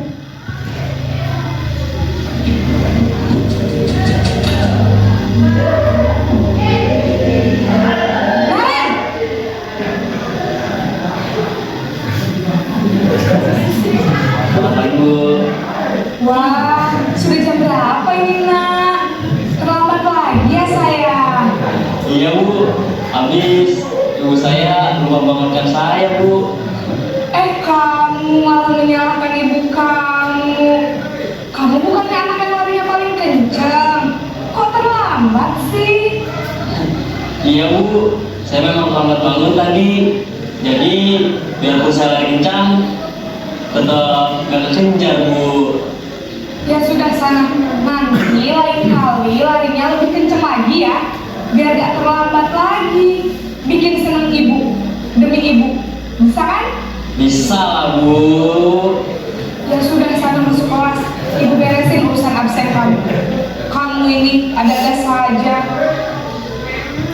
Baik, itu adalah video tentang posisi guru sebagai teman. Jadi Bapak Ibu bisa membedakan antara posisi penghukum, pembuat rasa bersalah dan teman? Bisa. Ada yang memposisikan diri sebagai teman? Saya salah satunya. Tapi setelah saya belajar menjadi guru penggerak, posisi teman ini sudah mulai saya kurangi menuju ke posisi yang lebih berkualitas. Nanti kita pelajari. Oke, berdasarkan video ini ada ciri-ciri pada posisi guru sebagai teman. Nah, yang pertama, identitasnya akan menjadi identitas sukses atau berhasil. Kemudian suara guru akan ramah karena ini adalah posisinya teman. Jadi seolah-olah guru itu memposisikan dirinya sederajat dengan muridnya. Makanya dia menyampaikan nada yang ramah. Kemudian cenderung bersenda gurau untuk menghangatkan suasana dan mencairkan suasana biasanya. Kemudian ada beberapa contoh kalimat yang biasanya dilantunkan ketika guru menjadi posisi teman, yaitu misalnya, ayolah dibantu demi bapak ya, ayolah dibantu demi ibu. Kemudian, ayo ingat tidak bantuan bapak selama ini. Kemudian, ya sudah, kali ini tidak apa-apa, nanti bapak bantu bereskan. Itu beberapa contoh kalimat ketika kita berada pada posisi teman. Nah, dampaknya yang pertama sudah identitas sukses. Kemudian murid akan senang dan akrab dengan guru tersebut. Jadi gurunya ini personal karena dia mengakrabkan diri dengan salah satu guru yang memperlakukan dia sebagai teman. Kemudian, nah ini akan menjadi dampak negatif juga, yaitu murid akan tergantung pada satu orang guru saja. Misalnya, ketika dia diajar dengan guru A yang memposisikan dirinya sebagai teman, dia akan selalu menurut. Tetapi ketika dia diajar dengan guru B yang tidak memposisikan dia sebagai teman, dia kemungkinan tidak akan menjadi penurut karena motivasinya masih bersifat ekstrinsik. Seperti yang sudah disampaikan oleh rekan CGP sebelumnya, ada motivasi intrinsik dan ekstrinsik. Kemudian murid tidak bisa mandiri dan tidak bisa berpikir untuk diri sendiri. Jadi ketika kita memposisikan diri sebagai teman, murid itu akan selalu bertanya kepada kita terhadap kegiatan atau masalah yang dia miliki, sehingga dia tidak bisa mandiri. Nah, itu adalah ciri-ciri dan dampak ketika kita menjadi posisi teman. Jadi posisi teman ini satu tingkat lebih di atas, lebih baik dibandingkan posisi pembuat rasa bersalah dan penghukum. Ada posisi guru yang lebih disarankan. Kita lanjut ke posisi selanjutnya adalah posisi pemantau. Silakan Pak Super.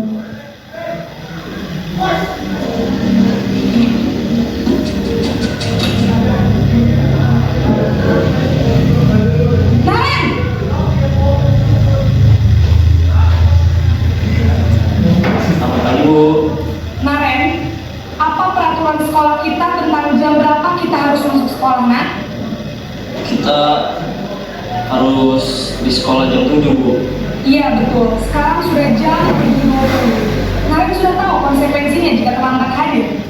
Paham, Bu. Saya harus tinggal kelas pas jam istirahat selama 20 menit. Iya benar, konsekuensinya demikian. Jadi nanti jam 9.30 pas istirahat, kamu harus tinggal di kelas, kerjakan tugas tambahan untuk ketertinggalan kamu, ya? Baik, Bu. Oke, itu adalah posisi pemantau. Nah, jadi pada posisi pemantau ini ada beberapa ciri-ciri.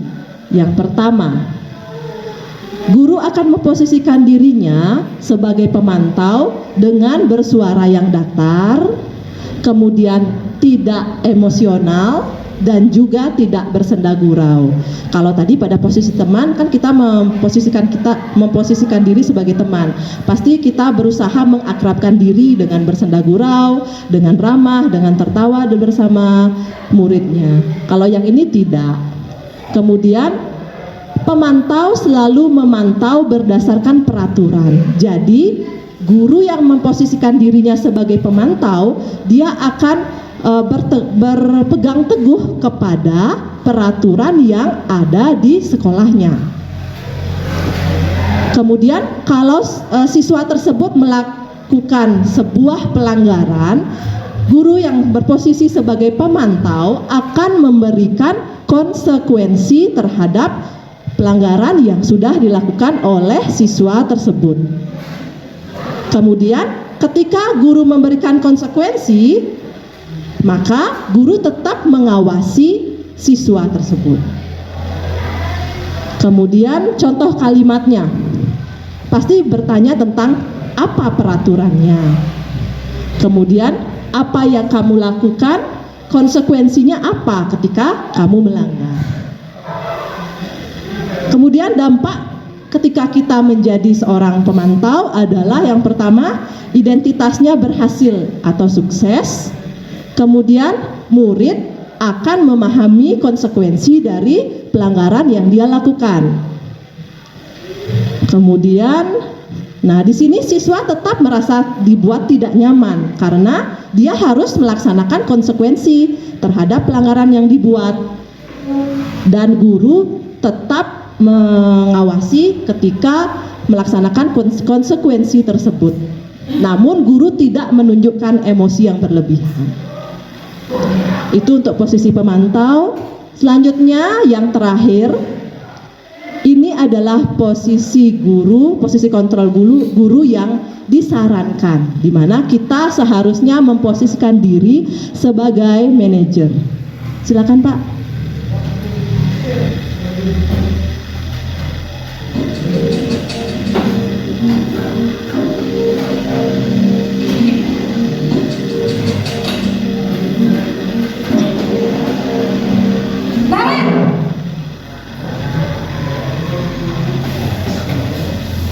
Selamat pagi Bu. Selamat pagi Naren. Maaf Bu, saya terlambat. Iya, sekolah masuknya jam 7, sekarang sudah jam 7.20. Jadi sekarang bagaimana ini Naren? Maaf Bu, saya lupa setel alarm saya semalam. Baiklah, menurut kamu, keyakinan sekolah yang mana yang perlu kamu tingkatkan? Menghargai diri sendiri dan orang lain mungkin ya Bu. Setuju. Jadi, apakah Naren meyakini prinsip saling menghormati tersebut? Iya Bu, saya meyakininya. Apakah Naren bersedia memperbaiki masalah keterlambatan ini? Bersedia Bu. Bagaimana kamu akan memperbaiki masalah keterlambatan ini?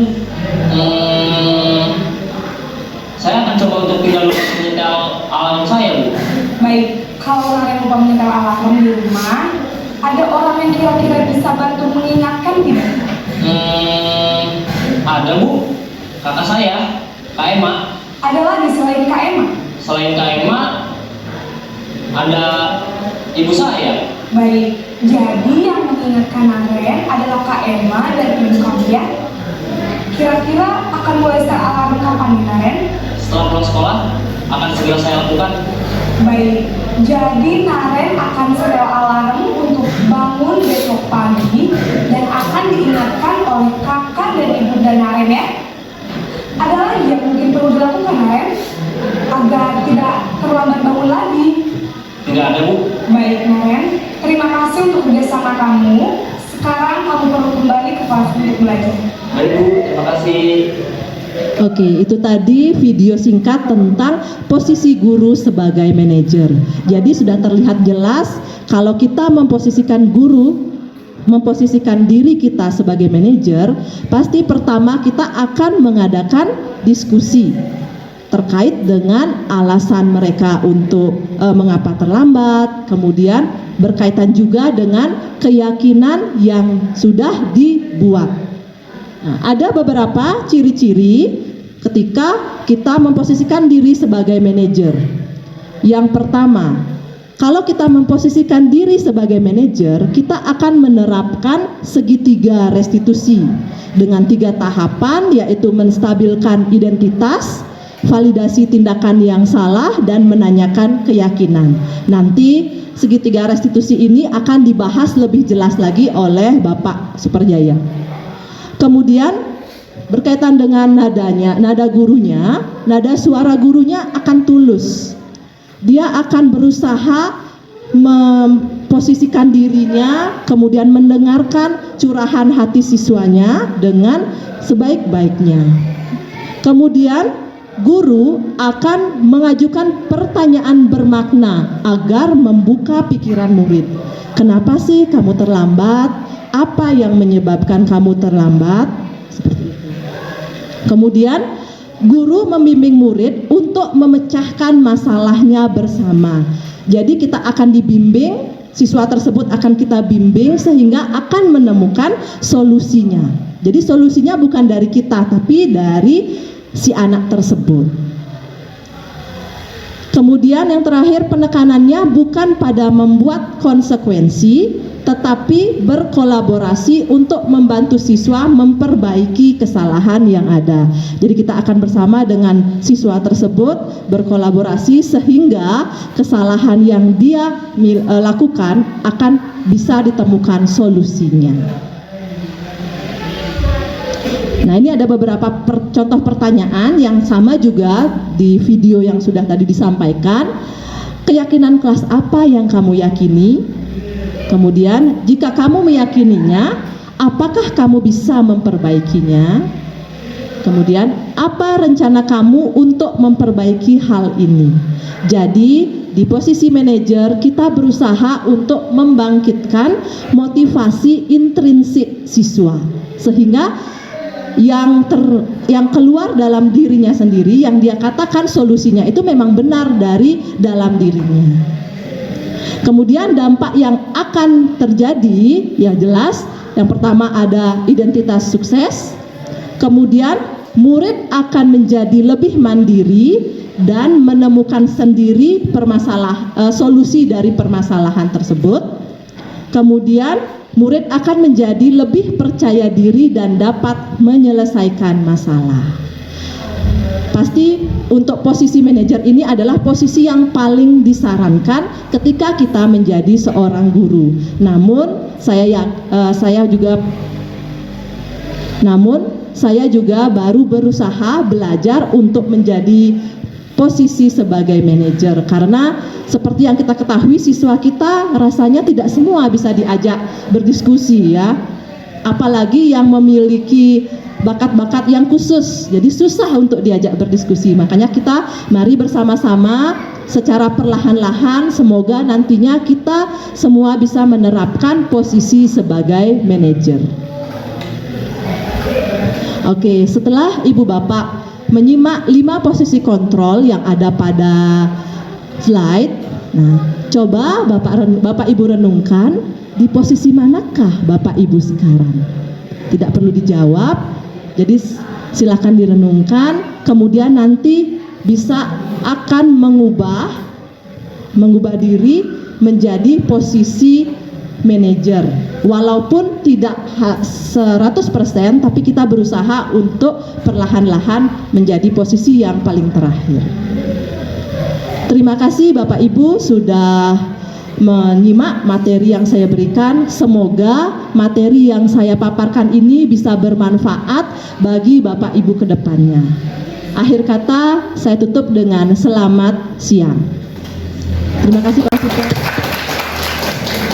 Baik, terima kasih kepada Ibu Luh Gede Risa Handayani atas pemaparannya tentang 5 posisi kontrol kita sebagai guru. Untuk selanjutnya, masih semangat?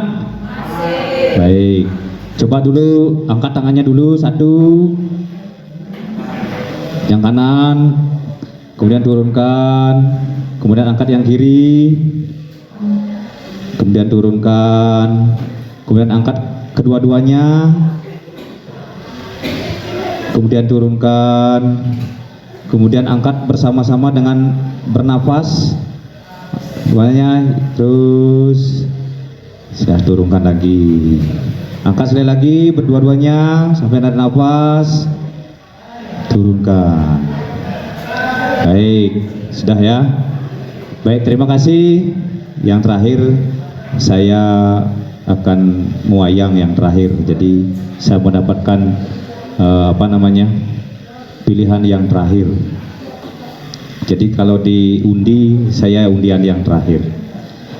Ya, untuk bagian saya adalah lampahan saya itu adalah penerapan segitiga restitusi. Betul apa yang disampaikan tadi oleh Bu Luh Gede Risa bahwa tentang penerapan segitiga restitusi ini memang ya agak cukup mungkin sulit bagi kita, tapi kalau kita sudah berusaha tentu ya sedikit demi sedikit ya budaya positif di sekolah kita akan bisa terlaksana. Nah, sebelum saya menuju ke segitiga restitusi, saya akan mereview kembali apa yang disampaikan oleh Pak Weda Astawa, apa yang disampaikan oleh Pak Putu Wahyu Wiswara, dan juga apa yang disampaikan oleh Ibu Luh Gede Risa Handayani. Sedikit saja.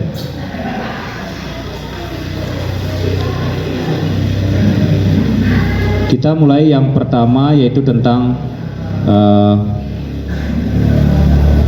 konsep inti budaya positif itu. Konsep intinya itu ada perubahan paradigma belajar, disiplin positif, nilai-nilai kebajikan, kebutuhan dasar manusia, motivasi perilaku manusia, posisi kontrol guru, kemudian tadi sudah ada keyakinan kelas, dan segitiga restitusi.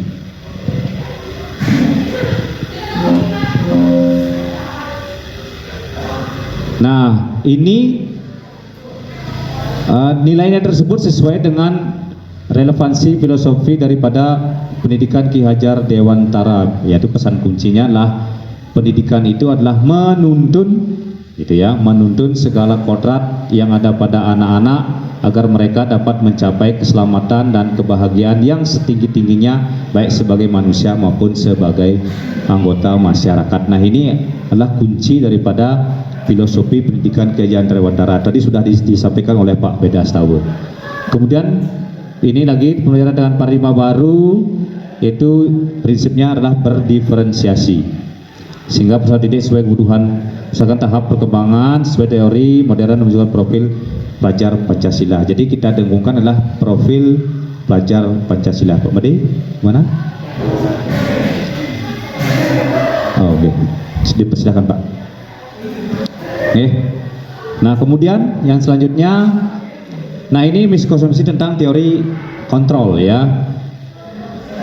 Ilusinya guru mengontrol murid ya, kemarin kan guru yang mengontrol murid ya. Nah, kemudian ilusi bahwa kiri dan membuat rasa bersalah mampu menguatkan karakter. Tentu tidak, tadi sudah disampaikan tadi oleh Bu Dorisa. Ilusi bahwa semua program positif efektif dan bermanfaat. Kemudian ilusi bahwa orang dewasa berhak memaksa. Jadi sekarang ini tidak, kita sebagai orang dewasa tidak berhak memaksa untuk anak-anak didik kita. Kemudian dilanjut ya, mengubah paradigma sumber respon ke pendekatan teori kontrol. Ada sumber responnya, teori kontrolnya. Jadi kemudian, nah ini disiplin positif. Jadi tujuannya adalah menciptakan peserta didik yang memiliki disiplin diri sehingga mereka berperilaku mengacu kepada nilai-nilai kebajikan universal, kemudian memiliki motivasi intrinsik dalam perubahan perilaku ke arah yang lebih baik. Itu tadi sudah disampaikan oleh Pak Wahyu Suara. Nah, nilai-nilai kebajikan itu, nah ini ya, ada profil pelajar Pancasila, ada Ibo Primary Years Program, ada keterampilan hidup atau life skill. Nah, jadi untuk di Indonesia yang paling bagus itu adalah profil pelajar Pancasila, yaitu ada beriman dan bertakwa kepada Tuhan Yang Maha Esa dan berhak mulia, berperilaku global, gotong royong, mandiri, kreatif dan bernalar kritis. Nah, kemudian tadi sudah ada disampaikan tentang kebutuhan dasar manusia. Masih ingat Bapak Ibu tentang kebutuhan dasar manusia? Ada berapa? 5 ya, yaitu bertahan hidup, kesenangan, kebebasan, penguasaan, dan kasih sayang. Nah, itu kalau sudah, sebenarnya kalau sudah kebutuhan dasar manusia itu yang kelima itu sebenarnya kebutuhan dasar manusia itu sudah dipenuhi, pasti hidupnya bahagia. Benar kira-kira ya? Kita saja sendiri kalau sudah kebutuhan dasar kita yang kelima itu sudah dipenuhi, pasti bahagia. Kalau yang tidak bahagia tuh tentunya ada kebutuhan dasar kita yang tidak dipenuhi. Mungkin penguasaannya, mungkin kesenangannya, mungkin kebebasan, ya, kasih sayang, apalagi yang survival itu apa? Bertahan hidup itu, ya. Tidak ada makanan, ya, pulang-pulang sampai di rumah tidak ada makanan, ya tentu kita mengamuk-amuk gitu, ya. Ya, dari mana luar kota itu ya, pulang tapi tidak ada. Nah, itu. Jadi kebutuhan dasar manusia yang kita lakukan mendapatkan apa yang kita inginkan. Seluruh tindakan yang kita lakukan memiliki tujuan tertentu. Semua usaha terbaik yang kita lakukan adalah dalam rangka agar kebutuhan dasar kita terpenuhi dengan baik, ya. Nah, ini tadi sudah, ya. Kalau ini pakaian, tempat tinggal, keamanan, kesehatan, sesayangnya ada seperti ini. Rasa terima, dipedulikan, berbagi, dan penguasaan harga diri, keinginan untuk dianggap, memimpin, berprestasi, diakui, didengar, ya. Tentu Bapak Ibu guru juga punya, ya. Kebebasan, mandiri, memiliki pilihan, mencoba hal yang baru, mampu menentukan arah dirinya. Kemudian yang terakhir, kesenangan, bermain, humor, antusiasme, tertawa, ya, itu kesenangan. Kadang-kadang kan lihat di HP, di YouTube, ya, tentang drama gong gitu, ya, ingin aja menghibur, ya, untuk kesenangan, ya. Nah, kemudian lanjut. Nah, ini seperti motivasi tadi adalah motivasi ekstrinsik, motivasi intrinsik. yang perlu kita lakukan itu adalah motivasi intrinsik ini untuk menjadi orang yang mereka inginkan dan menghargai diri sendiri dengan nilai-nilai mereka percaya. Nah, inilah motivasi yang kita sebagai guru harus tumbuhkan kepada anak didik. Jadi motivasi intrinsik ini, bukan motivasi ekstrinsik. Nah, kemudian ada hukuman, konsekuensi, restitusi. Ya, nah, yang perlu kita kembangkan di sini adalah tentang restitusi. Proses menciptakan kondisi bagi murid untuk memperbaiki kesalahan. Ya, proses kolaboratif yang mengajarkan murid untuk mencari solusi sendiri. Tadi sudah disampaikan oleh Bu Rusa. Nah, 5 posisi kontrol kan sudah tadi ya. Ada penghukum, pembuat rasa bersalah, teman, pemantau, dan manajer. Yang sekarang pendidikan sekarang, zaman sekarang itu adalah kita diharapkan mendidik siswa itu atau murid kita menggunakan ini sebagai manajer.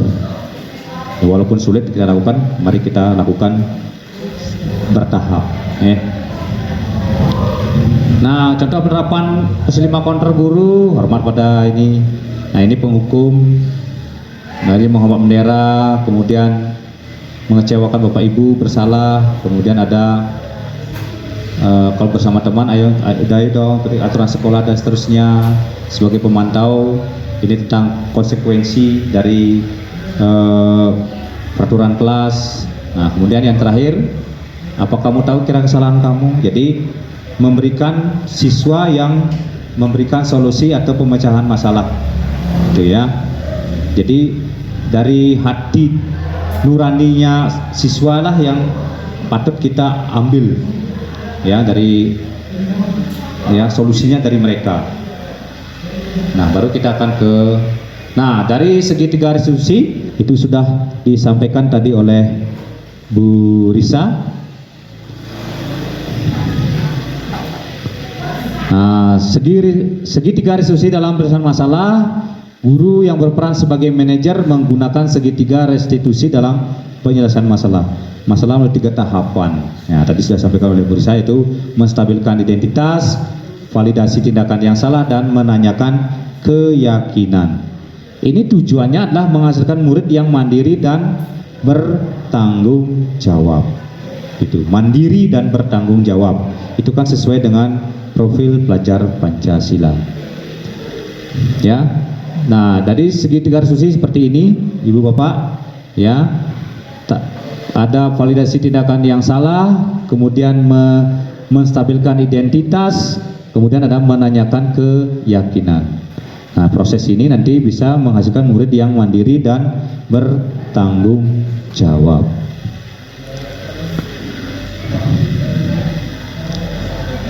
Nah, itu tadi sudah.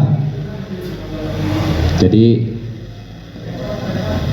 ada 3 segitiga restitusi, menstabilkan identitas, validasi tindakan yang salah, menanyakan keyakinan. Nah, apa itu? Bagaimana menstabilkan identitas? Bagaimana?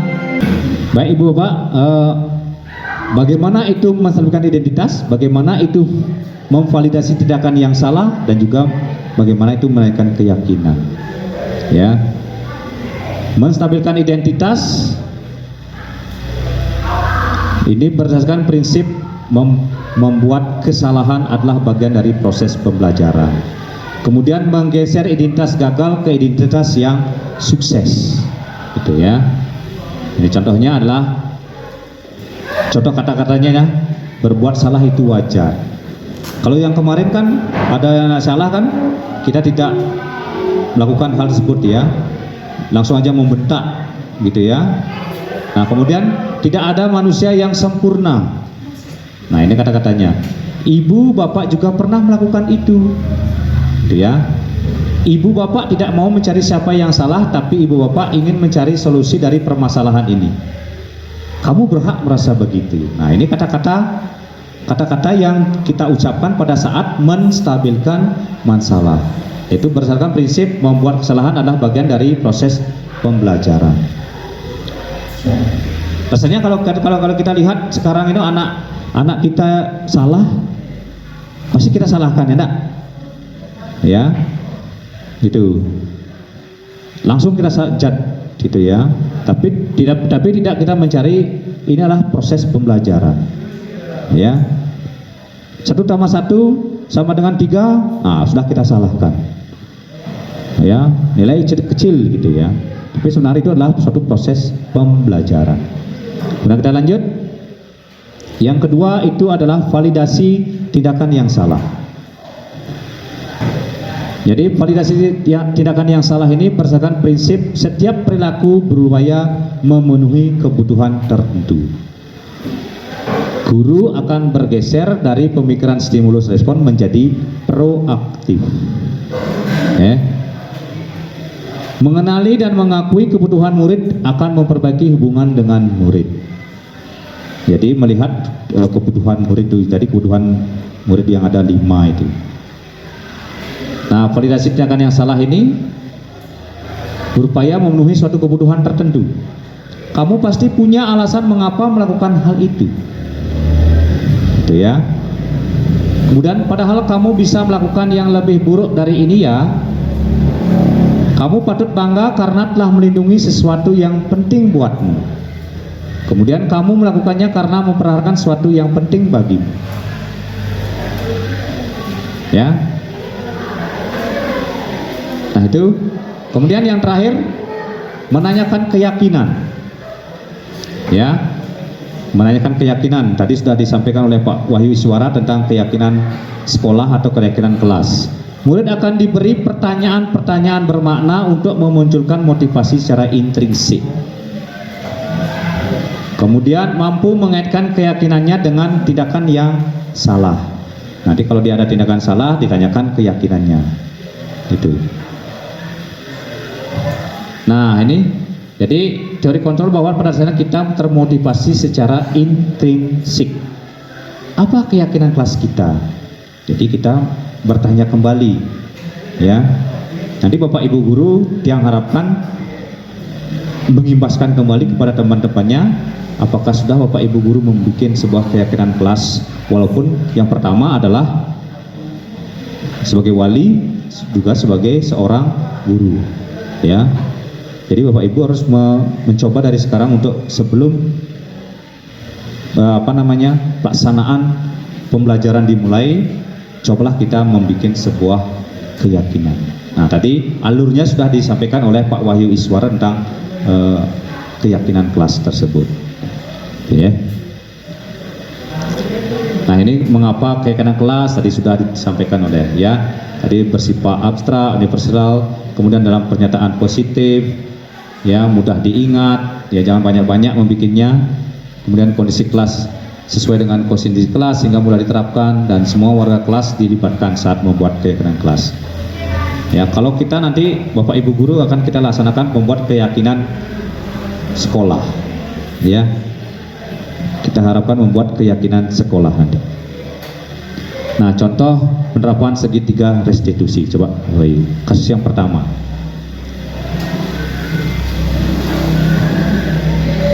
Internetnya bagus nggak? Oh, internetnya bagus nggak?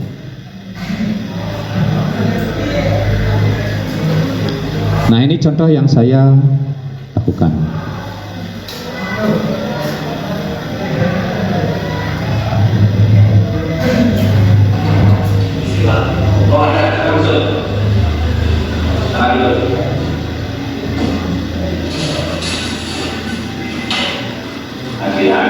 Tadi Bapak dengar dari laporan ketua kelas, katanya sebentar dengan kesulitan. Ya Bapak, betul sekali Pak. Jadi saya Oh, memang terus proyek Pak. Ada proyek yang pakai tapi proyek juga. Oh, ini ada majalah kalau marah besar. Bapak di posisi kamu, Bapak juga membuat hal yang sama. Ya Pak. Lalu, melakukan dengan jelas. Memang malah saya membagi ada yang tetap yang Pak. Oh, begitu. Pasti kamu berbuat seperti itu ada alasannya ya? Ya Pak. Saya yang bisa ya saya mengerjakan soal-soal supaya diberikan lagi terus kemudian bisa jadi tak mau mengerjakan juga dia mengerjakan Ya, wajarlah kamu merasa marah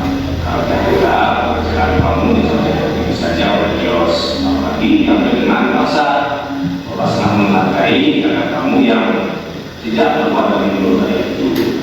Misalnya, betul, saya coba pikirkan, karena kamu marah sampai mengganggu meja, apakah sesuai dengan gaya tidak?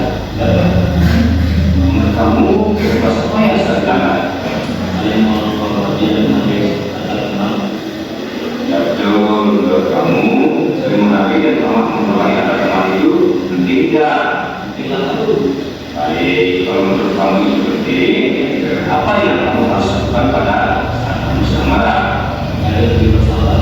Kamu mesti berbagi dia. Apa yang akan kamu lakukan untuk berbagi? Ada yang lebih bersalah dan mengenal saja.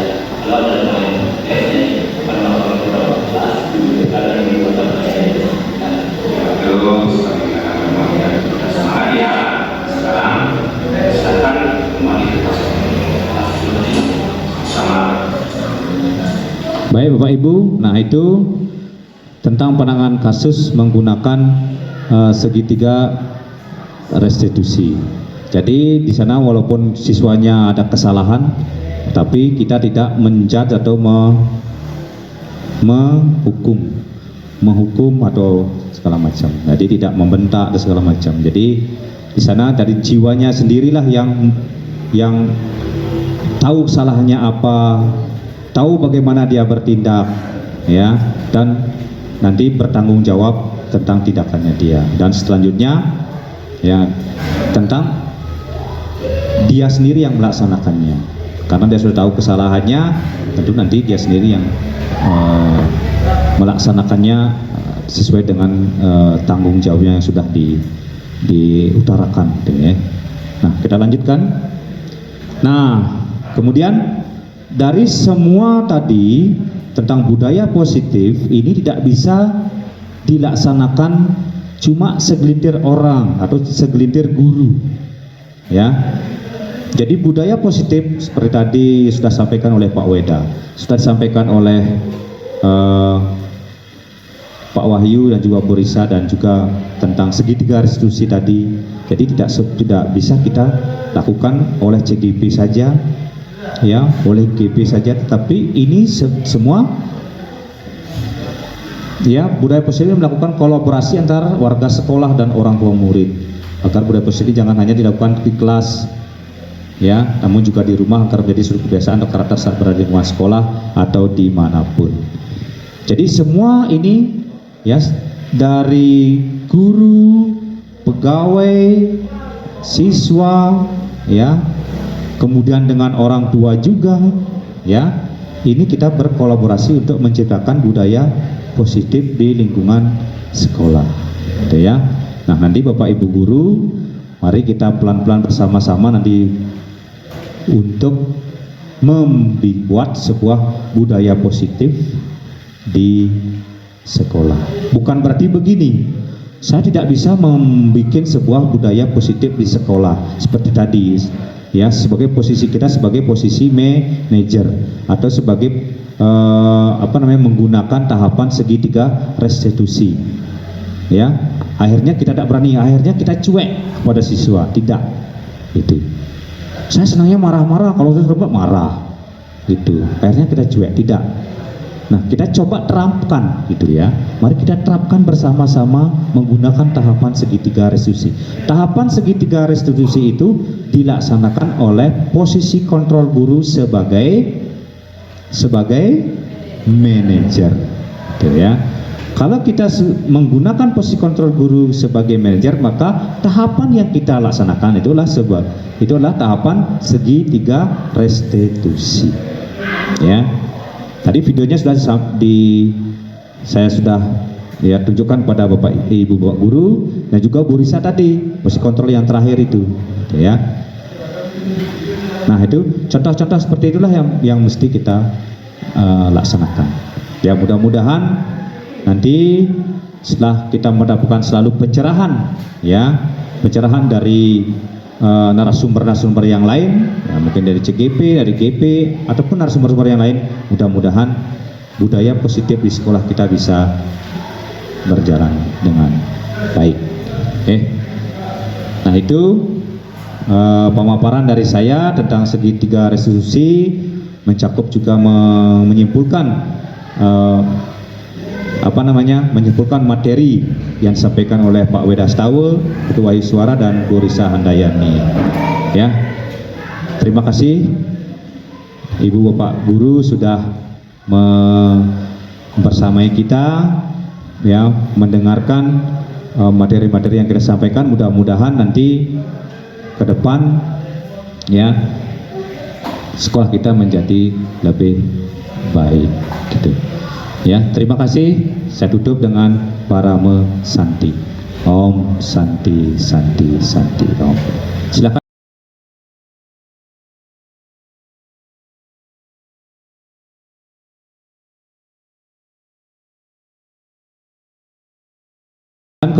Kemudian tentang keyakinan kelas. Keyakinan kelas dibuat pada saat jam pelajaran bahasa Inggris dengan murid-murid kelas 10-6, di mana kebetulan baru pertama kali saya mengajar di kelas tersebut karena guru yang lama pindah sekolah lain dan saya diberikan tugas membersamai mereka. Kegiatan ini dilaksanakan pada hari Senin 16 Oktober 2023. Untuk itu, mari saksikan video selanjutnya.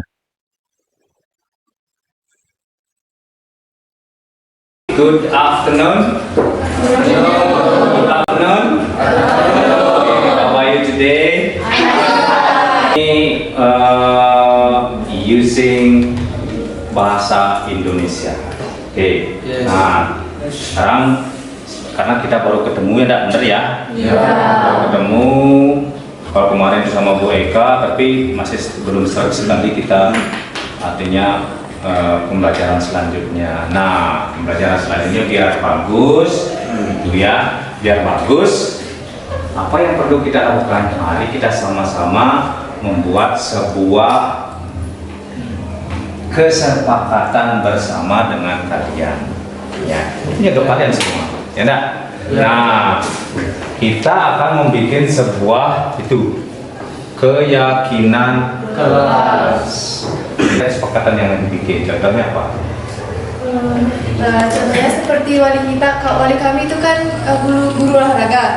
Jadi salah satu kesepakatannya itu mungkin kita kumpul di lapangan yang tepat pada jam 8 mungkin gitu. Jadi kalau dari itu dapat hukuman. Ya, baik. Nah, mengapa keyakinan kelas? Mengapa bukan peraturan kelas? Ada peraturan atau kesepakatan ya, peraturan kesepakatan. Nah, kalau keyakinan kelas itu adalah Anda harus yakin dengan tanpa diperintah pun, tanpa Anda melihat itu pun, Anda sudah yakin bahwa diri kalian itu sudah ada di lapangan ke jam 8. Gitu ya. Bedanya adalah peraturan kelas itu dan kesepakatan kelas itu bentuknya macam-macam boleh. Tapi kalau keyakinan kelas itu bentuknya yang positif, dengan kalimat positif, gitu ya. Bisa dipahami itu ya? Nah, sekarang saya minta tolong sama kalian, mari kita buat kesepakatan keyakinan kelas untuk pelajaran bahasa Inggris. Ya, pelajaran bahasa Inggris. Dan juga bisa dipakai untuk pelajaran-pelajaran yang lain. Abstrak artinya? Abstrak? Tidak kelihatan, berupa pernyataan universal, semua meyakini. Kemudian pernyataan positif, sedikit saja tentang kelas sesuai dengan kondisi kelas dan sekolah, ya. Dan juga ini diterapkan oleh semua warga sekolah. Baik. Nah, ini saja. Nah, membuat dua buah, ya, sepakati peraturannya apa? Ya. Bukan ya, 3 ya. 3. Ya, kelompok ada 3. Silakan nanti didiskusikan masing-masing kelompoknya, ya, dibagi dulu. Enggak, nanti satu kelompok ada 3. Oke, sudah 3 diskusikan. Jangan sampai salah. Nih. Oke. Nanti silakan ini teman kamu yang mikir nempel nanti. Sepakat apa?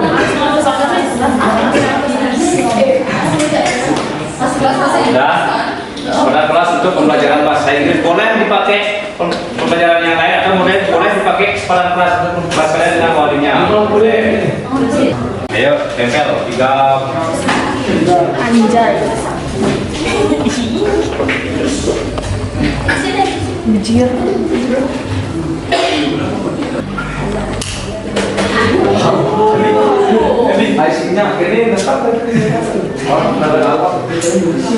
Kamu silakan duduk. Thank you very much. Yes. Kalau satu itu grup, ya, satu orang dari setiap grup itu memilih dari grup kelompok 1, kelompok 2, kelompok 3 yang sama. Berarti yang sama. Seumpama kelompok 1 bilang disiplin, harus apa namanya, masuk kelas sesuai dengan waktu. Kelompok 2 sesuai kelas dengan waktu. Kelompok 3 juga begitu, sesuai waktu, berarti itu jadi 1. Biasanya dijadikan 1. Kalau yang lain nanti dinaikkan. Ayo, coba mau kelompok 1. Ayo kelompok 1.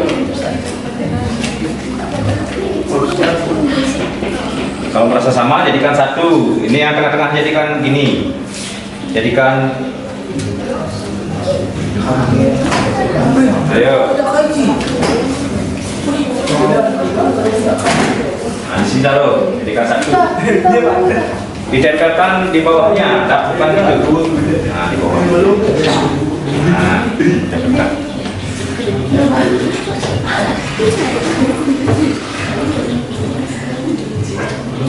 Minta tolong bagi kakaknya siapa namanya?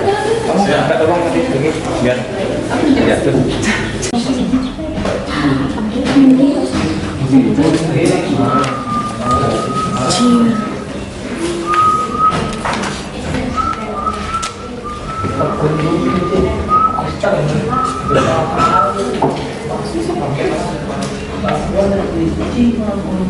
Part 5-6 there are 6 peraturan kelas yang kalian sudah buat. Boleh ditulis ya. Yang pertama itu adalah tidak boleh bolos saat jam pelajaran. Ayo tulis. Tidak boleh bolos saat jam pelajaran. Ada yang mau baca lagi? Ayo silakan maju lagi. Tolong dibaca. Kedua. Pergi ke toilet maksimal 2 kali dalam waktu 5-10 menit. Nah, pergi ke toilet. Tidak boleh main game saat pelajaran. Tidak boleh main game saat pelajaran. Dalam berdiskusi sendiri saat menjalankan Dalam berdiskusi sendiri saat guru menjelaskan materi. tidak makan saat jam pelajaran. Oke, sudah tulis. Thank you. Tidak makan saat jam pelajaran. Baik, jadi kalian memiliki 6 peraturan kelas, ya. Yang pertama apa? Baca semuanya. Tidak boleh bolos saat jam pelajaran. Yang kedua, Pergi ke toilet maksimal 2 kali dalam waktu 5-10 menit. ketiga, Tidak boleh tidur saat jam pelajaran. keempat, Tidak boleh main game saat jam pelajaran. 5, Dilarang berdiskusi sendiri saat guru menjelaskan materi. 6. Tidak makan saat jam pelajaran. Baik, terima kasih. Ini baru peraturan kelas sudah jadi keyakinan kalian dah? Sudah. Oh, saya sudah. Sudah? Nah, sekarang tadi saya bilang adalah kalau menjadi keyakinan kelas itu ada yang bersifat kemudian kalimatnya kalimat positif. Apakah itu kalimat positif semua? Ya, tidak boleh. Berarti belum kalimat. Saya berjelas bahasa Inggris itu pasti ada positive sentence. Ya, kalau di sana itu namanya negative sentence. Ya, sekarang kita pakai kalimat yang positif. Ya, coba sekarang lihat. Tidak boleh bolos saat jam pelajaran. Kira-kira kalimat positifnya apa ya? Jangan bolos jam pelajaran. Hah? Jangan. Sama. Negatif.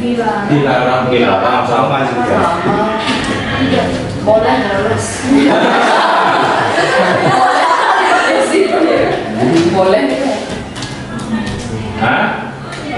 Tidak boleh bolos. Ini mengandung apa? Ayo. Larangan. Larangan. Kalau jadi jangan pakai larangan. Ayo. Kita coba diskusikan sama teman kalian. Saat jam pelajaran tidak boleh keluar. Negatif, yang positif, ayo.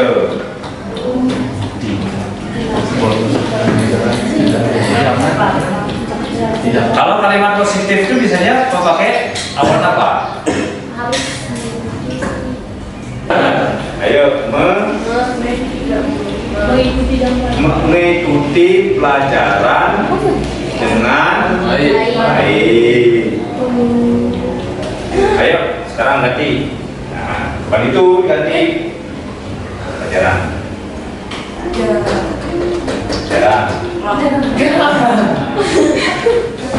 Ini pelajaran dengan baik.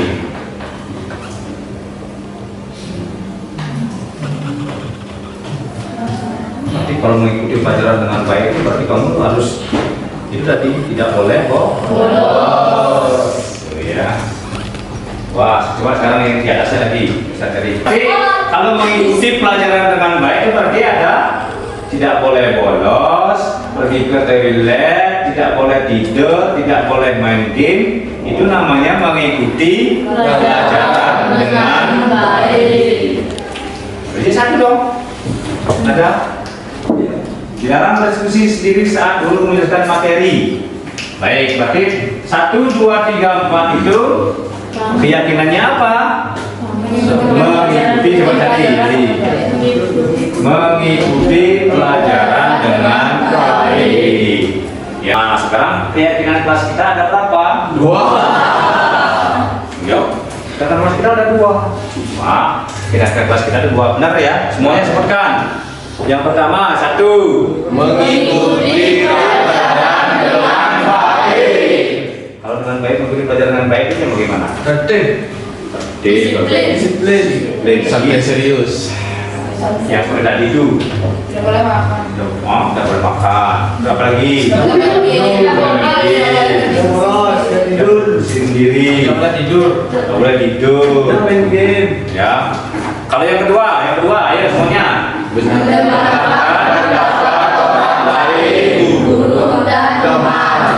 Kalau mendengarkan, Tidak ribut.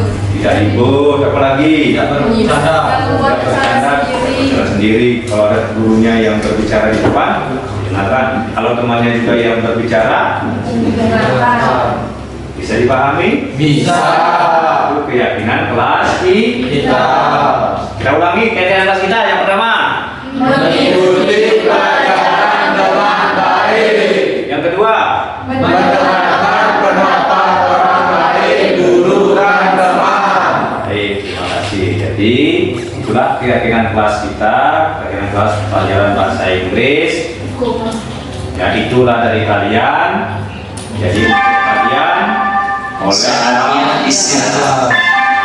karena It's time to have a break. jadi kita sudah mempunyai keyakinan kelas itu ada 2. Nanti setelah mengasuh, ya setelah mengasuh, you have back in this class again. Yes. Dengan keyakinan kelas kita yang sudah kita sepakati. Pasti. Semangat ya, beberapa ya. Terima kasih.